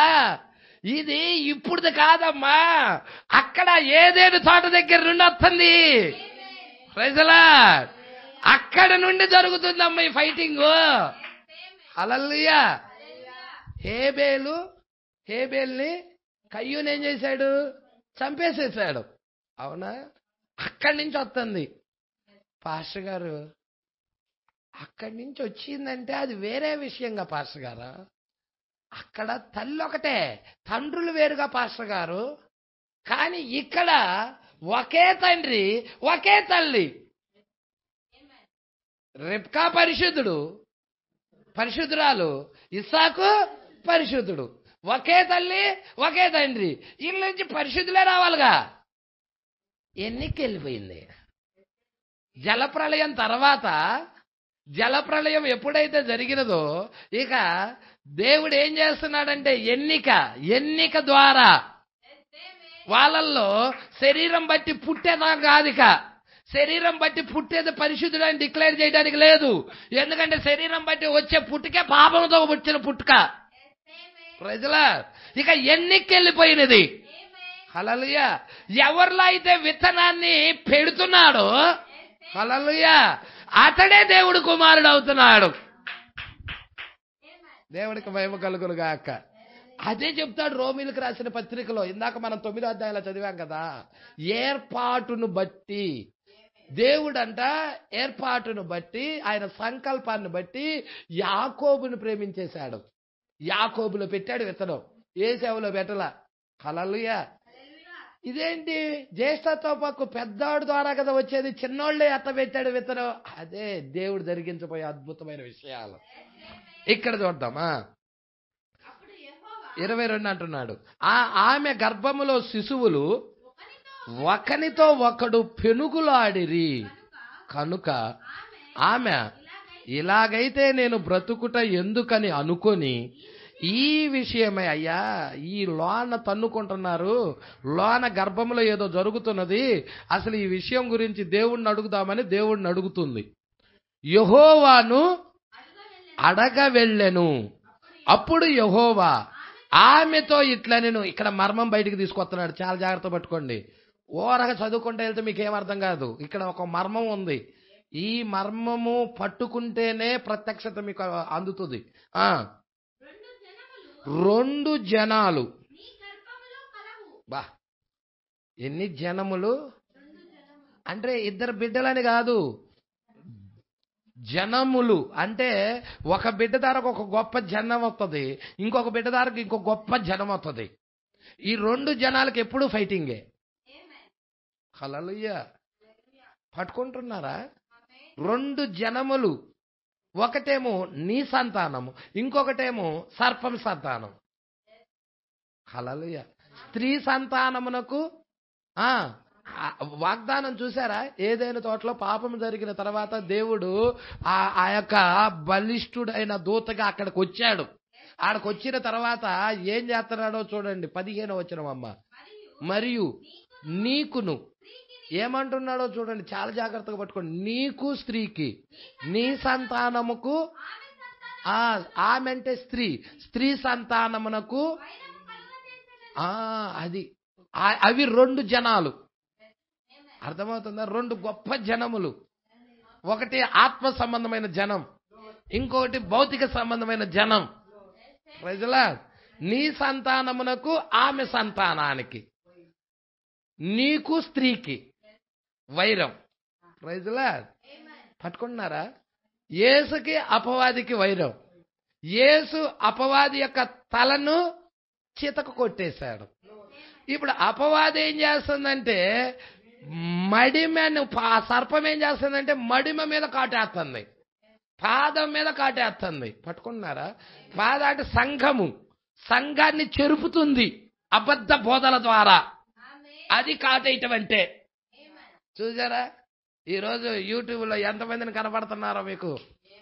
ఆ సత్యము నుండి బయటికి తొలగిపోయి అనేకులని ఈ కాలపు విలియం మ్యారం బ్రహ్నామ వర్తమానాలు వినవద్దు, ఆయన అబద్ధ ప్రవక్త అని చెబుతూ వాళ్ళు ఫామ్ చేసుకుంటున్నారు. అర్థమవుతుందా? ఆ 2 జనాలు, గొప్ప జనాలు భూమి మీదే ఉన్నాయి.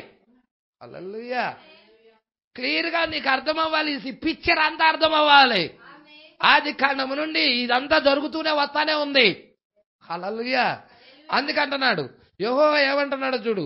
యెహోవా ఆమెతో ఇట్లనెను, 2 జనములు నీ గర్భములో కలవు, 2 జనపదములు నీ కడుపులో నుండి ప్రత్యేకముగా వచ్చును. ఒక జనపదము కంటే ఒక జనపదము. ఒక జనపదమేమో దేవుడి మీద ఆధారపడి శక్తిని పొందుకుంటుంది, ఇంకొక జనపదమేమో లోకం మీద ఆధారపడి అపవాది ద్వారా శక్తిని పొందుకుంటుంది. 2 బలిష్టంగా ఉంటాయి. లేవా? కనబడతలేదా ఇప్పుడు భూమి మీద? ఆ 2 లేవా? ఆ 2 జనపదాలు భూమి మీద ఉన్నాయా లేవా? భక్తి మార్గంలో 2 ఉన్నాయి. ఒకటి పరిశుద్ధాత్మ వర్తమానం కింద ఉన్న వాళ్ళు ఉన్నారు, ఈ కాల ప్రవక్త యొక్క వర్తమానం కింద ఉండి నమ్మిన వాళ్ళు ఉన్నారు. దీన్ని తోసేసి ఉన్న గొప్ప జనపదం ఇంకోటి ఉంది. వాళ్ళకి అపవాది ద్వారా దొరుకుతుంది శక్తి. అర్థమవుతుందా? వీళ్ళకి దేవుని ద్వారా శక్తి వస్తుంది. నువ్వు చూడు, షడ్రకు మేషకు అభిజ్ఞగో దగ్గర సర్వ ప్రపంచమంతా ఒక జట్టు అయితే ఈ జనపదమేమో 3 ఒక జట్టు.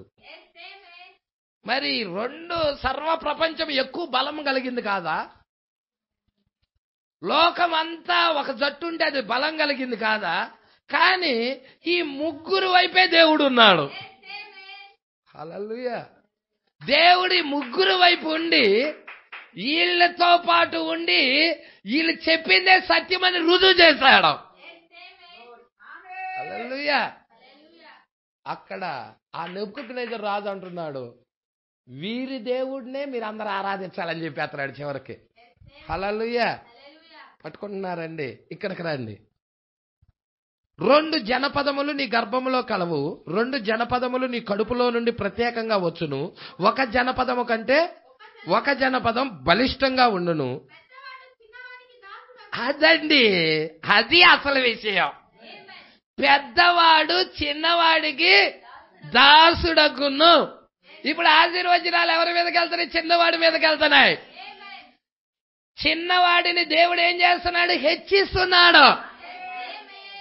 బాబా కొంచెం చదువుదాం. ఆమె ఇక్కడ చాలా ప్రాముఖ్యమైన మాటలు ఉన్నాయి, ఇక్కడే పట్టుకోవాలి. ఇక నిండినప్పుడు కవల పిల్లలు ఉన్నారు. మొదటివాడు వచ్చేసాడు. మొదటివాడు ఎర్రనివాడు. ఎవరు ఆ ఎర్రనివాడు? ఎర్రనివాడు ఎవరో మీకు తెలుసు కదా, ఏసావు. అతని ఒళ్ళంతయు రోమ వస్త్రము వలె, అంటే రోమాలతో ఉన్నాయి కనుక అతనికి ఏశావు అను పేరు పెట్టిరి. తరువాత అతని సహోదరుడు బయటికి వచ్చినప్పుడు అతని చెయ్యి, ఇప్పుడు ఈ అతని సహోదరుడు బయటకు వచ్చేటప్పుడు ఎవరి చెయ్యి? యాకోబు యొక్క చెయ్యి ఏశావు మడిమను పట్టుకుంది. పట్టుకుంటున్నారా?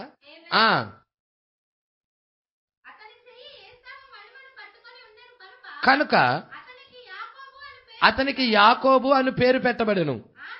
ఆమె వారిని కనినప్పుడు 60 ఏండ్లవాడు.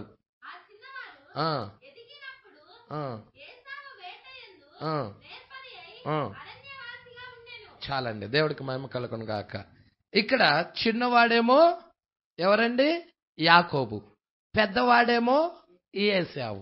ప్రజలా ఆ జ్యేష్ఠత్వపు ఆశీర్వాదం కోసం వీళ్ళు ఎంతో ఇక్కడే కష్టపడినట్టుగా అక్కడ ఆ పోరాటం అనేది గర్భంలోనే ఉన్నప్పుడే కనపడతా ఉన్నది. ఇంకొక చోటకు కూడా నేను మిమ్మల్ని తిప్పడానికి ఇష్టపడుతున్నాను. ఆదికాండం 38వ అధ్యాయం వైపు తిరుగుదాం.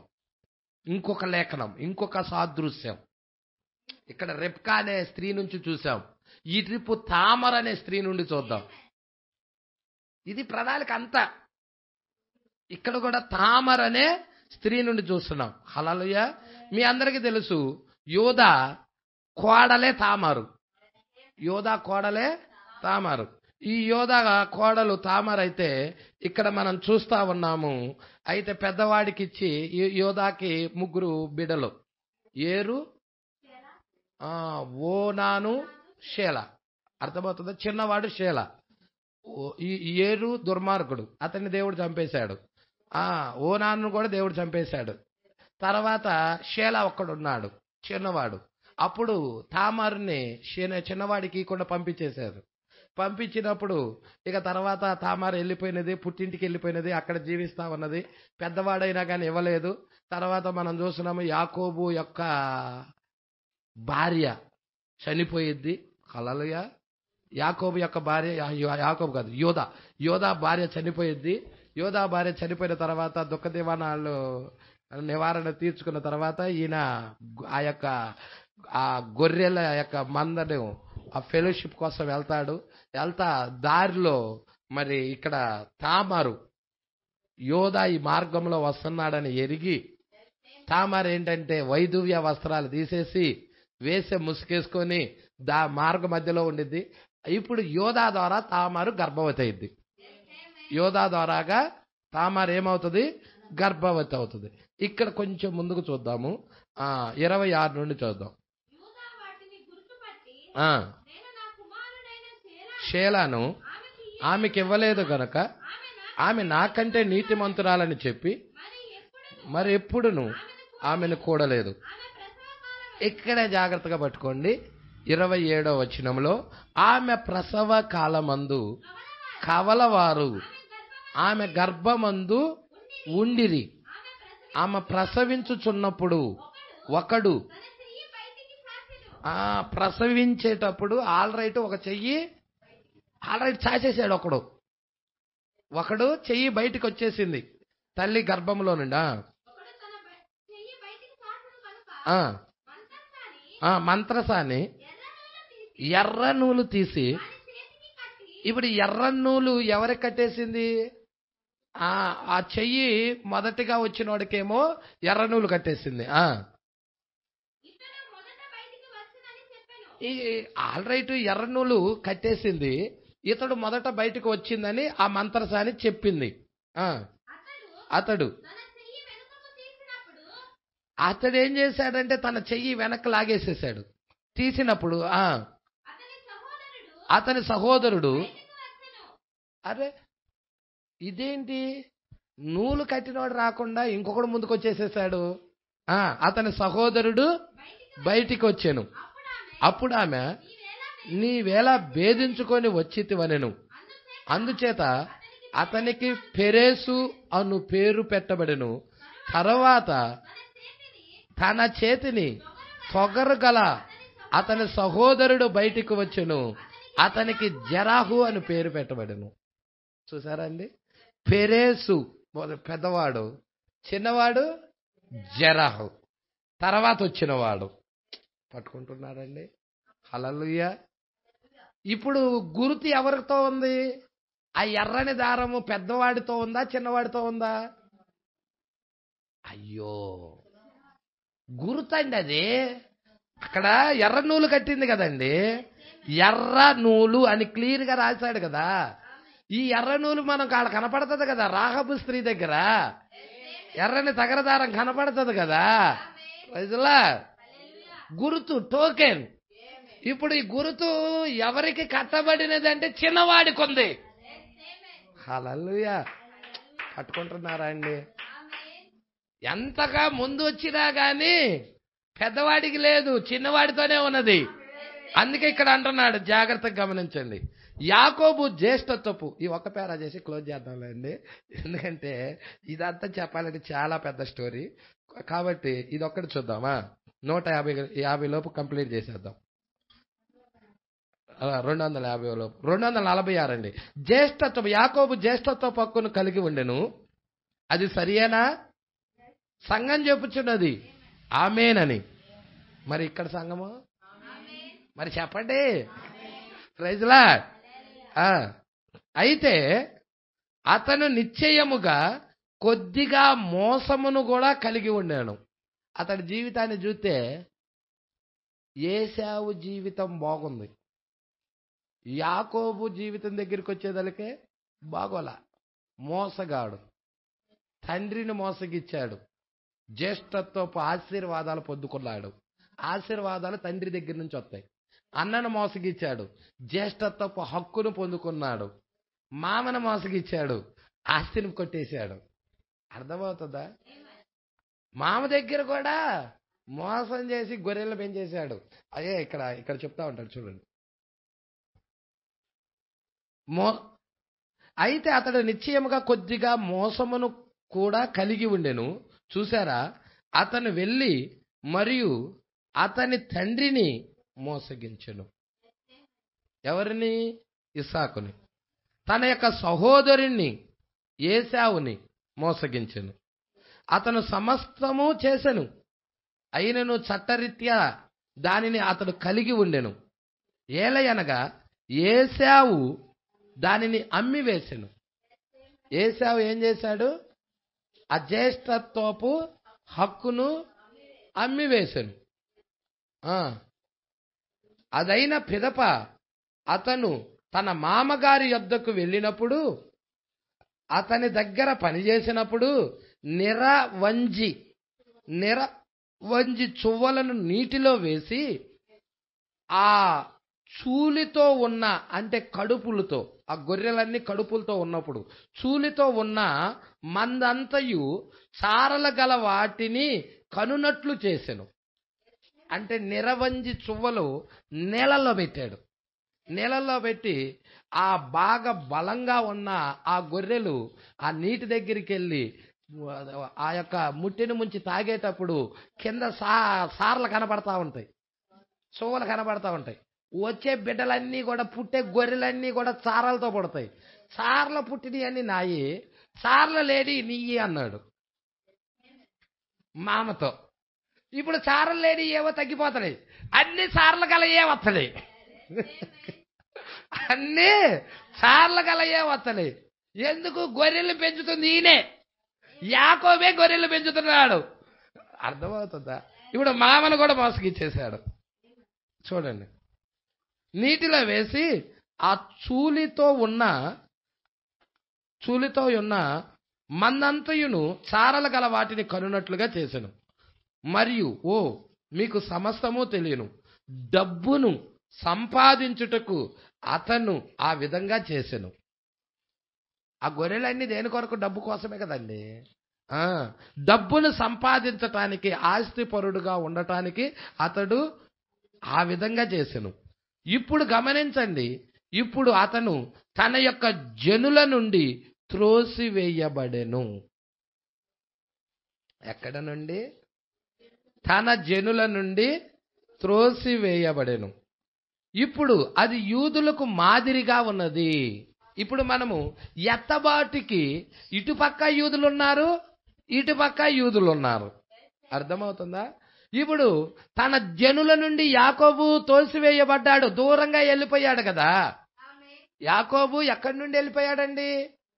తన తండ్రి ఇంటి నుండి, తన సహోదరుల దగ్గర నుండి దూరంగా అన్య ప్రాంతానికి వెళ్ళిపోయి అక్కడ భార్యను తెచ్చుకున్నాడు కదా. ఇక్కడ అదే చెప్తున్నాడు. ఇప్పుడు 247వ పేర. ఇప్పుడు ఆ యూదులకు మాదిరిగా ఉన్నది. యూదులు కూడా నువ్వు చూడండి, వారి దేశము నుండి, వారి సొంత దేశము నుండి దూరముగా వెళ్ళిపోయారు. ప్రపంచానికి చల్లా చెదరై వెళ్ళిపోయారు. 4 మూలలా వెళ్ళిపోయారు వాళ్ళు. యాకోబు ఎలాగ వెళ్ళాడో అలాగే ఇజ్రాయేల్ ప్రజలు కూడా ప్రపంచానికి 4 దిక్కులకు వెళ్ళిపోయారు వాళ్ళు. పట్టుకుంటున్నారా? మర్మం పట్టుకుంటున్నారా? హల్లెలూయా. ప్రపంచానికి 4 దిక్కులకి వెళ్ళిపోయిన ఇజ్రాయేల్ ప్రజలు. హల్లెలూయా. ఇంటి మీద బెంగ పట్టుకుంది యాకోబుకి. ఇంటి మీద బెంగ పట్టుకున్నప్పుడు తిరిగి ఆ ప్రపంచానికి, ఆ అన్యుల దేశంలో నుండి తిరిగి తన సహోదరుల దగ్గరికి, తండ్రి ఇంటికి తిరిగి వస్తున్నాడు యాకోబు. తన మందను తీసుకొని, తన భార్యను తీసుకొని, భార్యలని, మందలని, బిడ్డలని, అంత సమస్తాన్ని తీసుకొని ఇక వచ్చేస్తున్నాడు. పట్టుకుంటున్నారు ఈ విషయాలు. హల్లెలూయా. తిరిగి ఇజ్రాయేల్ ప్రజలు, ప్రపంచానికి వెళ్ళిపోయిన ఇజ్రాయేల్ ప్రజలందరూ కూడా 5వ బోర 6వ బోర కింద వారి స్వదేశానికి, వారి ఇంటికి వాళ్ళు తిరిగి వస్తున్నారు. దేవుడు వ్యవహరించాలంటే యూదులతో దేవుడు వారి సొంత దేశంలో ఉన్నప్పుడే, యూదులు సొంత దేశంలో ఉన్నప్పుడే దేవుడు యూదులతో వ్యవహరిస్తాడు. బయట ఉన్నప్పుడు, దేశానికి బయట ఉన్నప్పుడు దేవుడు వారితో వ్యవహరించడు. ప్రజలా అంటే స్వదేశంలో ఉన్నప్పుడే వ్యవహరిస్తాడు. పట్టుకుంటున్నారండి విషయాలు? జాగ్రత్తగా పట్టుకోండి. ఇప్పుడు వాళ్ళు ప్రపంచానికి వెళ్ళిపోయిన చల్లాచెదరైన ఇజ్రాయేల్ ప్రజలందరూ కూడా వారి స్వదేశానికి వెళ్తున్నారు. యాకోబు ఎలాగ తండ్రి ఇంటికి వస్తున్నారు, వాళ్ళు కూడా వారి స్వదేశానికి, దేవుడి దగ్గరికి. ఎక్కడికి వెళ్తున్నారు? దేవుడి దగ్గరికి వెళ్తున్నారు. హల్లెలూయా. వారి సొంత దేశానికి యెరూషలేము వెళ్తా ఉన్నారు. జరుగుతుందా? పట్టుకుంటున్నారా? కొంచెం చూద్దాం ఇక్కడ. యూదులకు మాదిరిగా ఉన్నది. ఆ యాకోబు యూదులకు మాదిరిగా ఉన్నది. అతను డబ్బును సంపాదించుకొనును. ఏం సంపాదించుకున్నాడండి యాకోబు? చూశారు కదా, గొర్రెలను అంతా ఫెలోషిప్ చేసుకొని డబ్బును సంపాదించాడు. యూదులు కూడా సేమ్ అదే. అందుకే కదా రోము ఎవరితో? యూదులతో ఒప్పందం చేసిద్ది. ఎందుకు? దాని దగ్గర ఉన్నది కూడా సంపాదించుకోవటానికి. హల్లెలూయా. ఆ బాండులన్నీ సంపాదించుకోవటానికి. చాలా జాగ్రత్త పట్టుకుందాం. అతను ధనమును ఏ విధముగా పొందినాడనేదే కాదు, అతడు ఏ విధంగా డబ్బుని పొందాడు అనేది కాదు, గాని అతడు దాన్ని పొందెను. అతడు దాన్ని పొందుటకు మీ చర్మాలను కూడా ఒలిచేయును. దాన్ని పొందుటకు అవసరమైతే చర్మమును కూడా ఒలిచి అవతల పడేస్తాడు. హల్లెలూయా. యాకోబు పట్టుకుంటున్నారండి. అందుకే మోసగాడు. పట్టుకోండి విషయాలు. చర్మములను కూడా ఒలిచివేయును. ఇప్పుడు మీరు దాన్ని ఎరిగి ఉన్నారు. అతను ఒక చిన్న మోసగాడు. అదంతే. అబ్బాయి అతని జోలికి వెళ్ళొద్దు. చుట్టుపక్కల ఉన్న అబ్బాయిలో మళ్ళీ చెబుతున్నా, ఆ ఇజ్రాయెల్ జోలికి వెళ్ళొద్దు. చర్మాన్ని కూడా ఒలిచి అవతల పడేస్తాడు, వేసి పడేస్తాడు ఒక బామ్. అంతే. గాజా ఎట్ట తయారైపోయింది, పాడు దిబ్బగా మారిపోయింది. వెళ్ళొద్దు అతడు జోడి, చర్మం కూడా ఒలిచి పడేస్తాడు. హల్లెలూయా. దేవుడు చెప్తా ఉన్నాడు కదా, చెబుతున్నాడా లేదా? హల్లెలూయా.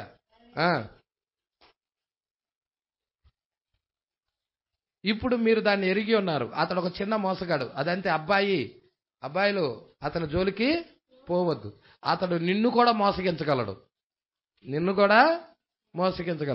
అబ్బాయి అవునండి, ఎందువలన అతను ఆ విధముగా ఉన్నాడు. ఆ విధమైన ఆత్మ వారిలో క్రియ చేయుచున్నది. అదొక స్పిరిట్. అదొక స్పిరిట్. ఆ ఒక ఆత్మ వారిలో పనిచేస్తా ఉన్నది. ఆ ఆత్మ దేనికి పోల్చాడు? ఆ ఆత్మను దేనికి పోల్చబడి ఉన్నది? చూడండి ఇక్కడ 248. సంస్కర్తలు కూడా ఖచ్చితంగా ఈ వాక్యమును అర్థం చేసుకోలేకపోయారు. అసలు యూదులని సంఘ సంస్కర్తలు కూడా, మీకు తెలుసా సంస్కర్తలు అంటే ఎవరో తెలుసా? ఈయన ప్రవక్త మధ్యలో ఉన్న వాళ్ళు అందరూ అది ఎవరు? సంస్కర్తలే. అంటే దిద్దుబాటు చేసేవాళ్ళు అని అర్థం. దిద్దుబాటు చేసేవాళ్ళే సంఘ సంస్కర్తలు అంటారు. అంటే ఈ సంస్కర్తలు కూడా యూదులని అర్థం చేసుకోలేకపోయారు. ఎందుకు అర్థం చేసుకోలేకపోయారు? కారణం ఏంటి? వారి మీద పక్షరాజు స్పిరిట్ లేదు. సంపూర్ణ వాక్యం తెలియదు వాళ్ళకి. ప్రజలా పరిపూర్ణమైన వాక్యము తెలీదు. ఎవరికి పరిపూర్ణమైన వాక్యం తెలుసు? ఈ చివరి కాలంలో ఉన్న వధువుకే. పక్షరాజు కాలంలో ఉన్న ప్రవక్తకి, వధువుకు మాత్రమే పరిపూర్ణ వాక్యం తెలుసు. ఇంతకు ముందున్న వాళ్ళకి పరిపూర్ణమైన వాక్యము తెలీదు.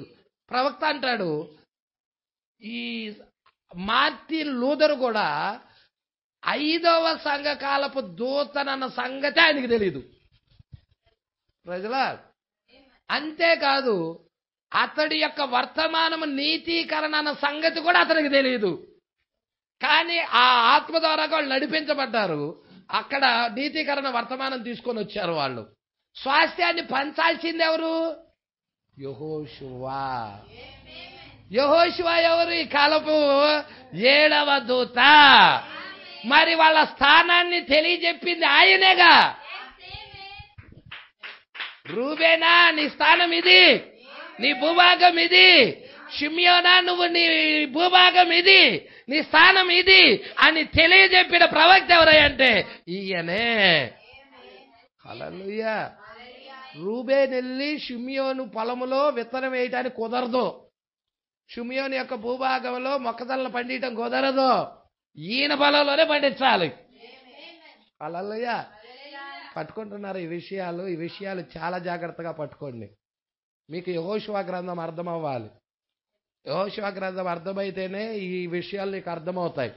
హల్లెలూయా. మొదటి నిర్గమములో మోషే వెళ్ళిపోయిన తర్వాత స్వాస్థ్యాన్ని పంచింది ఎవరంటే యెహోషువ. అవునా? విలియం మ్యారెం బ్రన్నాములో ఒక్క మోషే పరిచర్య కాదు, యెహోషువ పరిచర్య కూడా ఉంది. స్వాస్థ్యాన్ని పంచిచ్చింది ఆయనే. మన స్థానాన్ని తెలియజెప్పింది ఆయనే. మన భూభాగాన్ని తెలియజెప్పింది ఆయనే. రైతులా పట్టుకోండి, చాలా జాగ్రత్తగా పట్టుకోండి. హల్లెలూయా. అందుకే ఇక్కడ అంటున్నాడు 248. సంస్కర్తలు కూడా ఖచ్చితంగా ఈ వాక్యమును అర్థం చేసుకోలేకపోయారు. ఏలయనగా వారికి పంపించబడిన ఆత్మ మనుష్య ఆత్మై ఉన్నది. మనుష్య ముఖము కలిగిన ఆత్మ. సంఘ సంస్కర్తల కాలంలో పంపించబడిన ఆత్మ మనుష్య ముఖము గల ఆత్మ.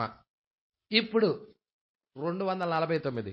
పక్షిరాజు యొక్క కాలం మాత్రమే వాక్యమును మరియు బయలుపాటును పొందుకొనును.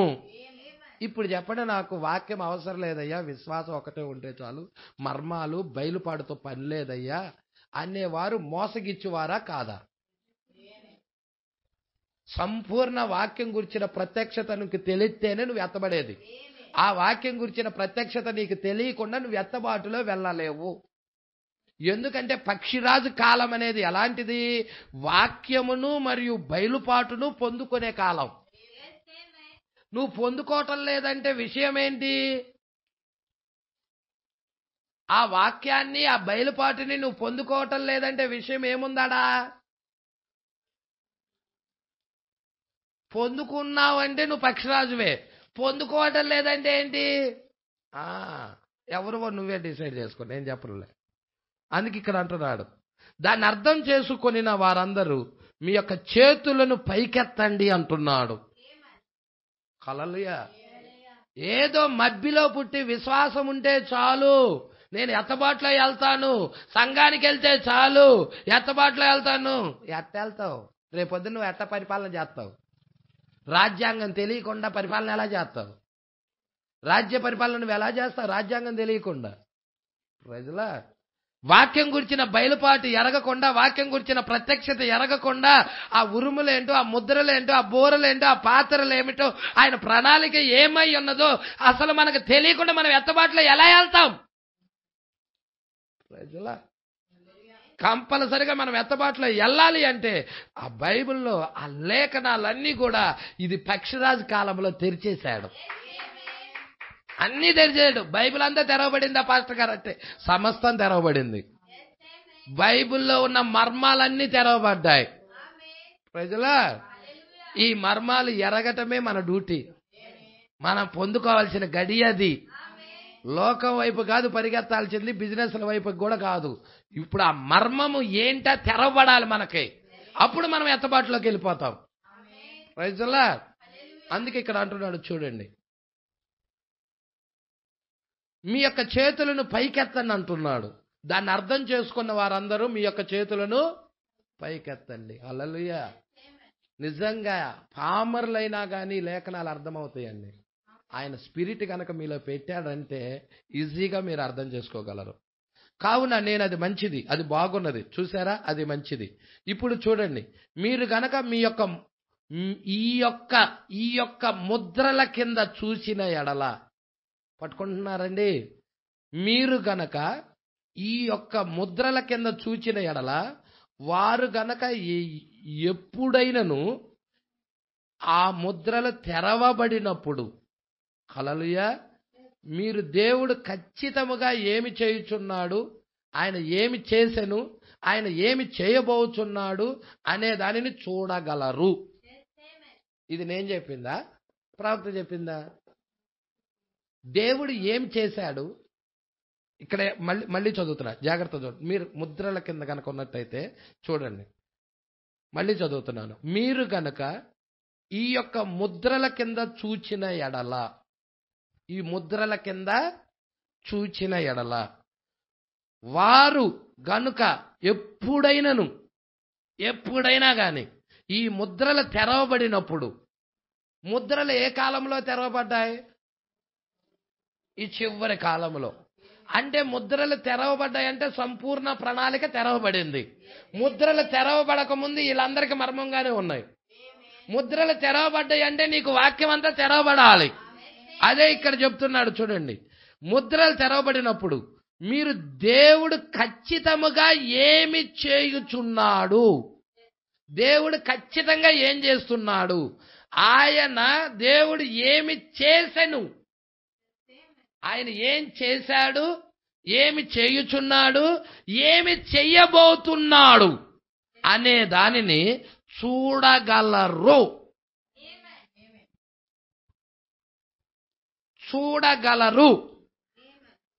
ఆ చూచే నేత్రము గనక మనం లేదనుకో మనం ఎలా ఎత్తబాటులో ఉంటాం? అదే నేను ఇందాక దాకా మొత్తుకుంటుంది. ఆ ప్రణాళిక నువ్వు ఎరగకుండా ఎలాగెళ్తావు? చూడగలరు అని ప్రవక్త ఇక్కడ ఖచ్చితంగా నొక్కి చెప్తున్నాడు. హల్లెలూయా. పట్టుకుంటున్నారా? మనం ఏదో ఒక చిన్న విశ్వాసం ఉంచుదామయ్యా, చర్చికి నమ్మకంగా వెళ్తా, విశ్వాసం ఉంచుదాము, దేవుడు ఖచ్చితంగా తీసుకొని వెళ్తాడు ఆయన టైం వచ్చినప్పుడు. నో బ్రదర్, నిన్ను నువ్వే మోసగిస్తున్నావు. అలా చెప్పే పాస్టర్ కూడా మోసం చేస్తున్నాడని అర్థం. నీకు ప్రణాళిక తెలియాలి, ముద్రలు ఎరగాలి. ముద్రలు ఇప్పబడిందే ప్రణాళిక తెరవబడటానికి. ముద్రలు ఇప్పబడిందే దేవుడు ప్రణాళిక తెరవబడటానికి. ఆయన ఏం చేశాడో తెలియాలి, ఏమి చేయుచున్నాడో తెలియాలి, ఏం చేయబోతున్నాడో కూడా తెలియాలి. Praise the Lord. నీకు వ్యక్తిగత, మా కాపరికి తెలిస్తే మాకు తెలిసినట్టు.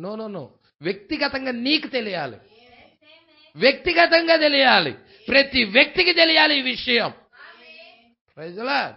ఒకవేళ అలాగా గనక నీకు బయలుపాటు రాకపోతే మోకరించి, ప్రభువా నాకు ఆ ప్రత్యక్షత నివ్వు ప్రభువా, నీ ప్రణాళికని నేను అర్థం చేసుకునే బయలుపాటు ఇవ్వు ప్రభువా, నీ ప్రణాళికలు నేను అర్థం చేసుకునే గ్రహింపివ్వు ప్రభువా అని దేవుడి దగ్గర కన్నీరు కార్చే గడియ ఇదే. కృప వెళ్ళిపోయినాక ఇంకేం కన్నీరు కారుతా? ఎత్తబాటుకు ముందే కన్నీరు కారిస్తే దేవుడు కృప చూపితే, ఆ బయలుపాటు కనుక ఇచ్చాడంటే, ఆయన ప్రణాళిక కనుక తెరిచాడంటే ఖచ్చితంగా మనం పొందుకుంటాము, ఆ స్థానాన్ని చూస్తాము, వెళతాము. హల్లెలూయా. అందుకే ఇక్కడ అంటున్నాడు చూడండి, ఆయన ఏమి చేశాడు, ఏమి చేయుచున్నాడు, ఏమి చేసెను, ఆయన ఏమి చేయబోతున్నాడు. అన్ని 3 కార్యాలు ఉన్నాయి చూడండి దీంట్లో. Present tense, past tense, future tense. అంటే జరిగిపోయినది, జరుగుతున్నది, జరగబోయేది. 3 కాలాలు ఉన్నాయి చూడండి దీంట్లో. ప్రజల ఆయన ఏమి చేశాడా, నీ కొరకు ఆయన ఏం చేశాడా చూడాలి. ఇప్పుడు నీ కొరకు ఆయన ఏం చేస్తున్నాడు చూడాలి, ఏం చేయబోతున్నాడో కూడా చూడాలి. నీ గురించిన రాయబడిన లేఖనము ఏదో నువ్వు ఎరగాలి. ఈ లేఖనము నాదే బ్రదర్, ఇదిగో ఈ లేఖనము నేను అని నువ్వు చూయించే స్థానానికి నువ్వు వెళ్ళాలి. ప్రజల అది ఏంది భక్తి, అది విశ్వాసం. అందుకంటున్నాడు ఇక్కడ అది సరిగా ఖచ్చితంగా చెప్పబడి ఉన్నది 250. మరియు ఆ కారణం చేతనే మనుషులు ఆ విధముగా వ్యవహరించిరి. ఏలయనగా ఆ కాలమునకు ఆ యొక్క ఆత్మ వారిపై ఉండుటకు వచ్చునని ముందుగానే చెప్పబడి ఉన్నది. వారు మరేమియూ చెయ్యలేకపోయిరి. ప్రజల వారు మరేమియూ చెయ్యలేకపోయిరి. 250 నుండి నెక్స్ట్ వారం చూద్దాము.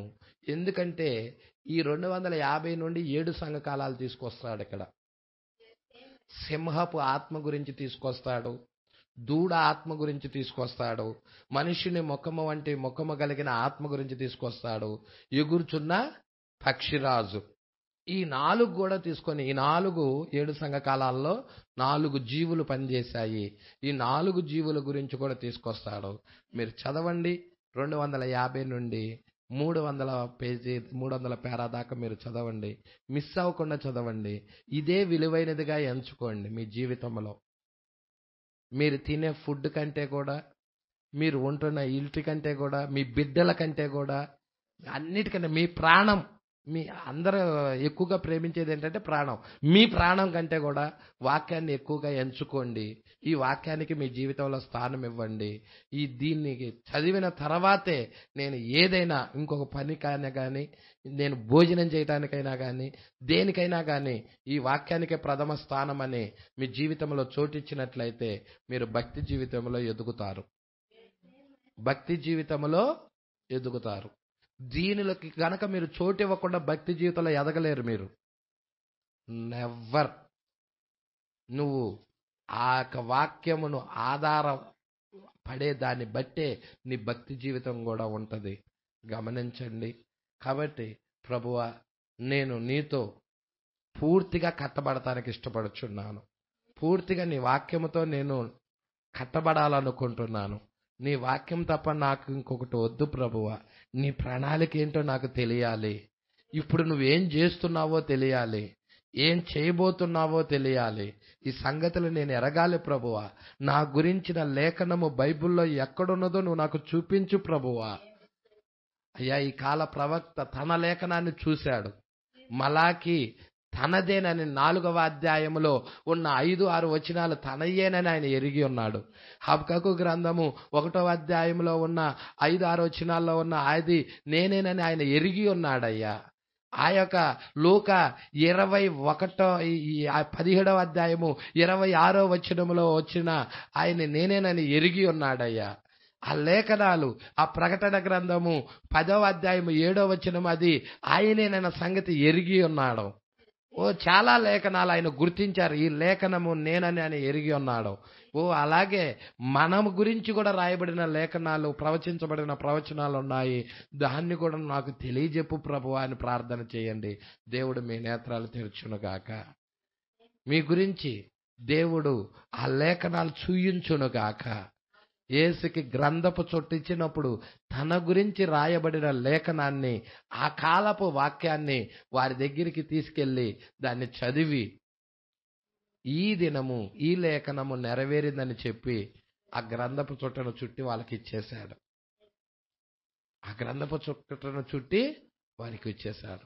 అంటే తన గురించి రాయబడిన లేఖనాలని ప్రత్యక్షపరిచాడు. ఈరోజు మనం కూడా చేయాల్సింది అదే. మన గురించి రాయబడిన లేఖనాలను మనం ప్రత్యక్షపరిచే దినాలు, మనము ప్రత్యక్షపరిచే దినాలు. వారి గురించి వీళ్ళు ఇట్లా వాళ్ళు ఇట్లా అని కొన్ని చెప్పుకునే దినాలు కాదు ఇవి. వాళ్ళ గురించి వీళ్ళ గురించి టాకింగ్ చేసుకునే టయాలు కావివి. మన గురించి రాయబడిన లేఖనాలని మనము ప్రత్యక్షపరిచి భూమి మీద కనపరిచే దినాలుగా ఉన్నాయి. కాబట్టి మన గురించి ప్రభువా, నా గురించి రాయబడిన లేఖనాలు నాకు బయలుపరచు ప్రభువా అని ప్రార్థన చేద్దాం. దేవుడి మాటలు దీవించి ఆశీర్వదించును గాక. నెక్స్ట్ వారం 6వ ముద్ర 250వ పేరా నుండి చదువుదాము. మరి టేప్ మరలా వినండి, చాలా ప్రాముఖ్యమైన విషయాలు ఉన్నాయి. మన గురించి రాయబడిన ప్రణాళిక చాలా వరకు దేవుడు మనతో మాట్లాడుతూ వస్తున్నాడు. దేవుడి మాటలు దీవించి ఆశీర్వదించును గాక. ఇలాంటి వర్తమానాలు మీకు మరిన్ని అందుబాటులో ఉండాలంటే ఈ ఛానల్ని సబ్స్క్రైబ్ చేయండి. ఇంకా ఈ ఛానల్ని సబ్స్క్రైబ్ చేసుకుని వారు ఉన్నట్లయితే ఈ వీడియోలో చూపించిన విధంగా సబ్స్క్రైబ్ చేసుకోనండి. ఆమేన్.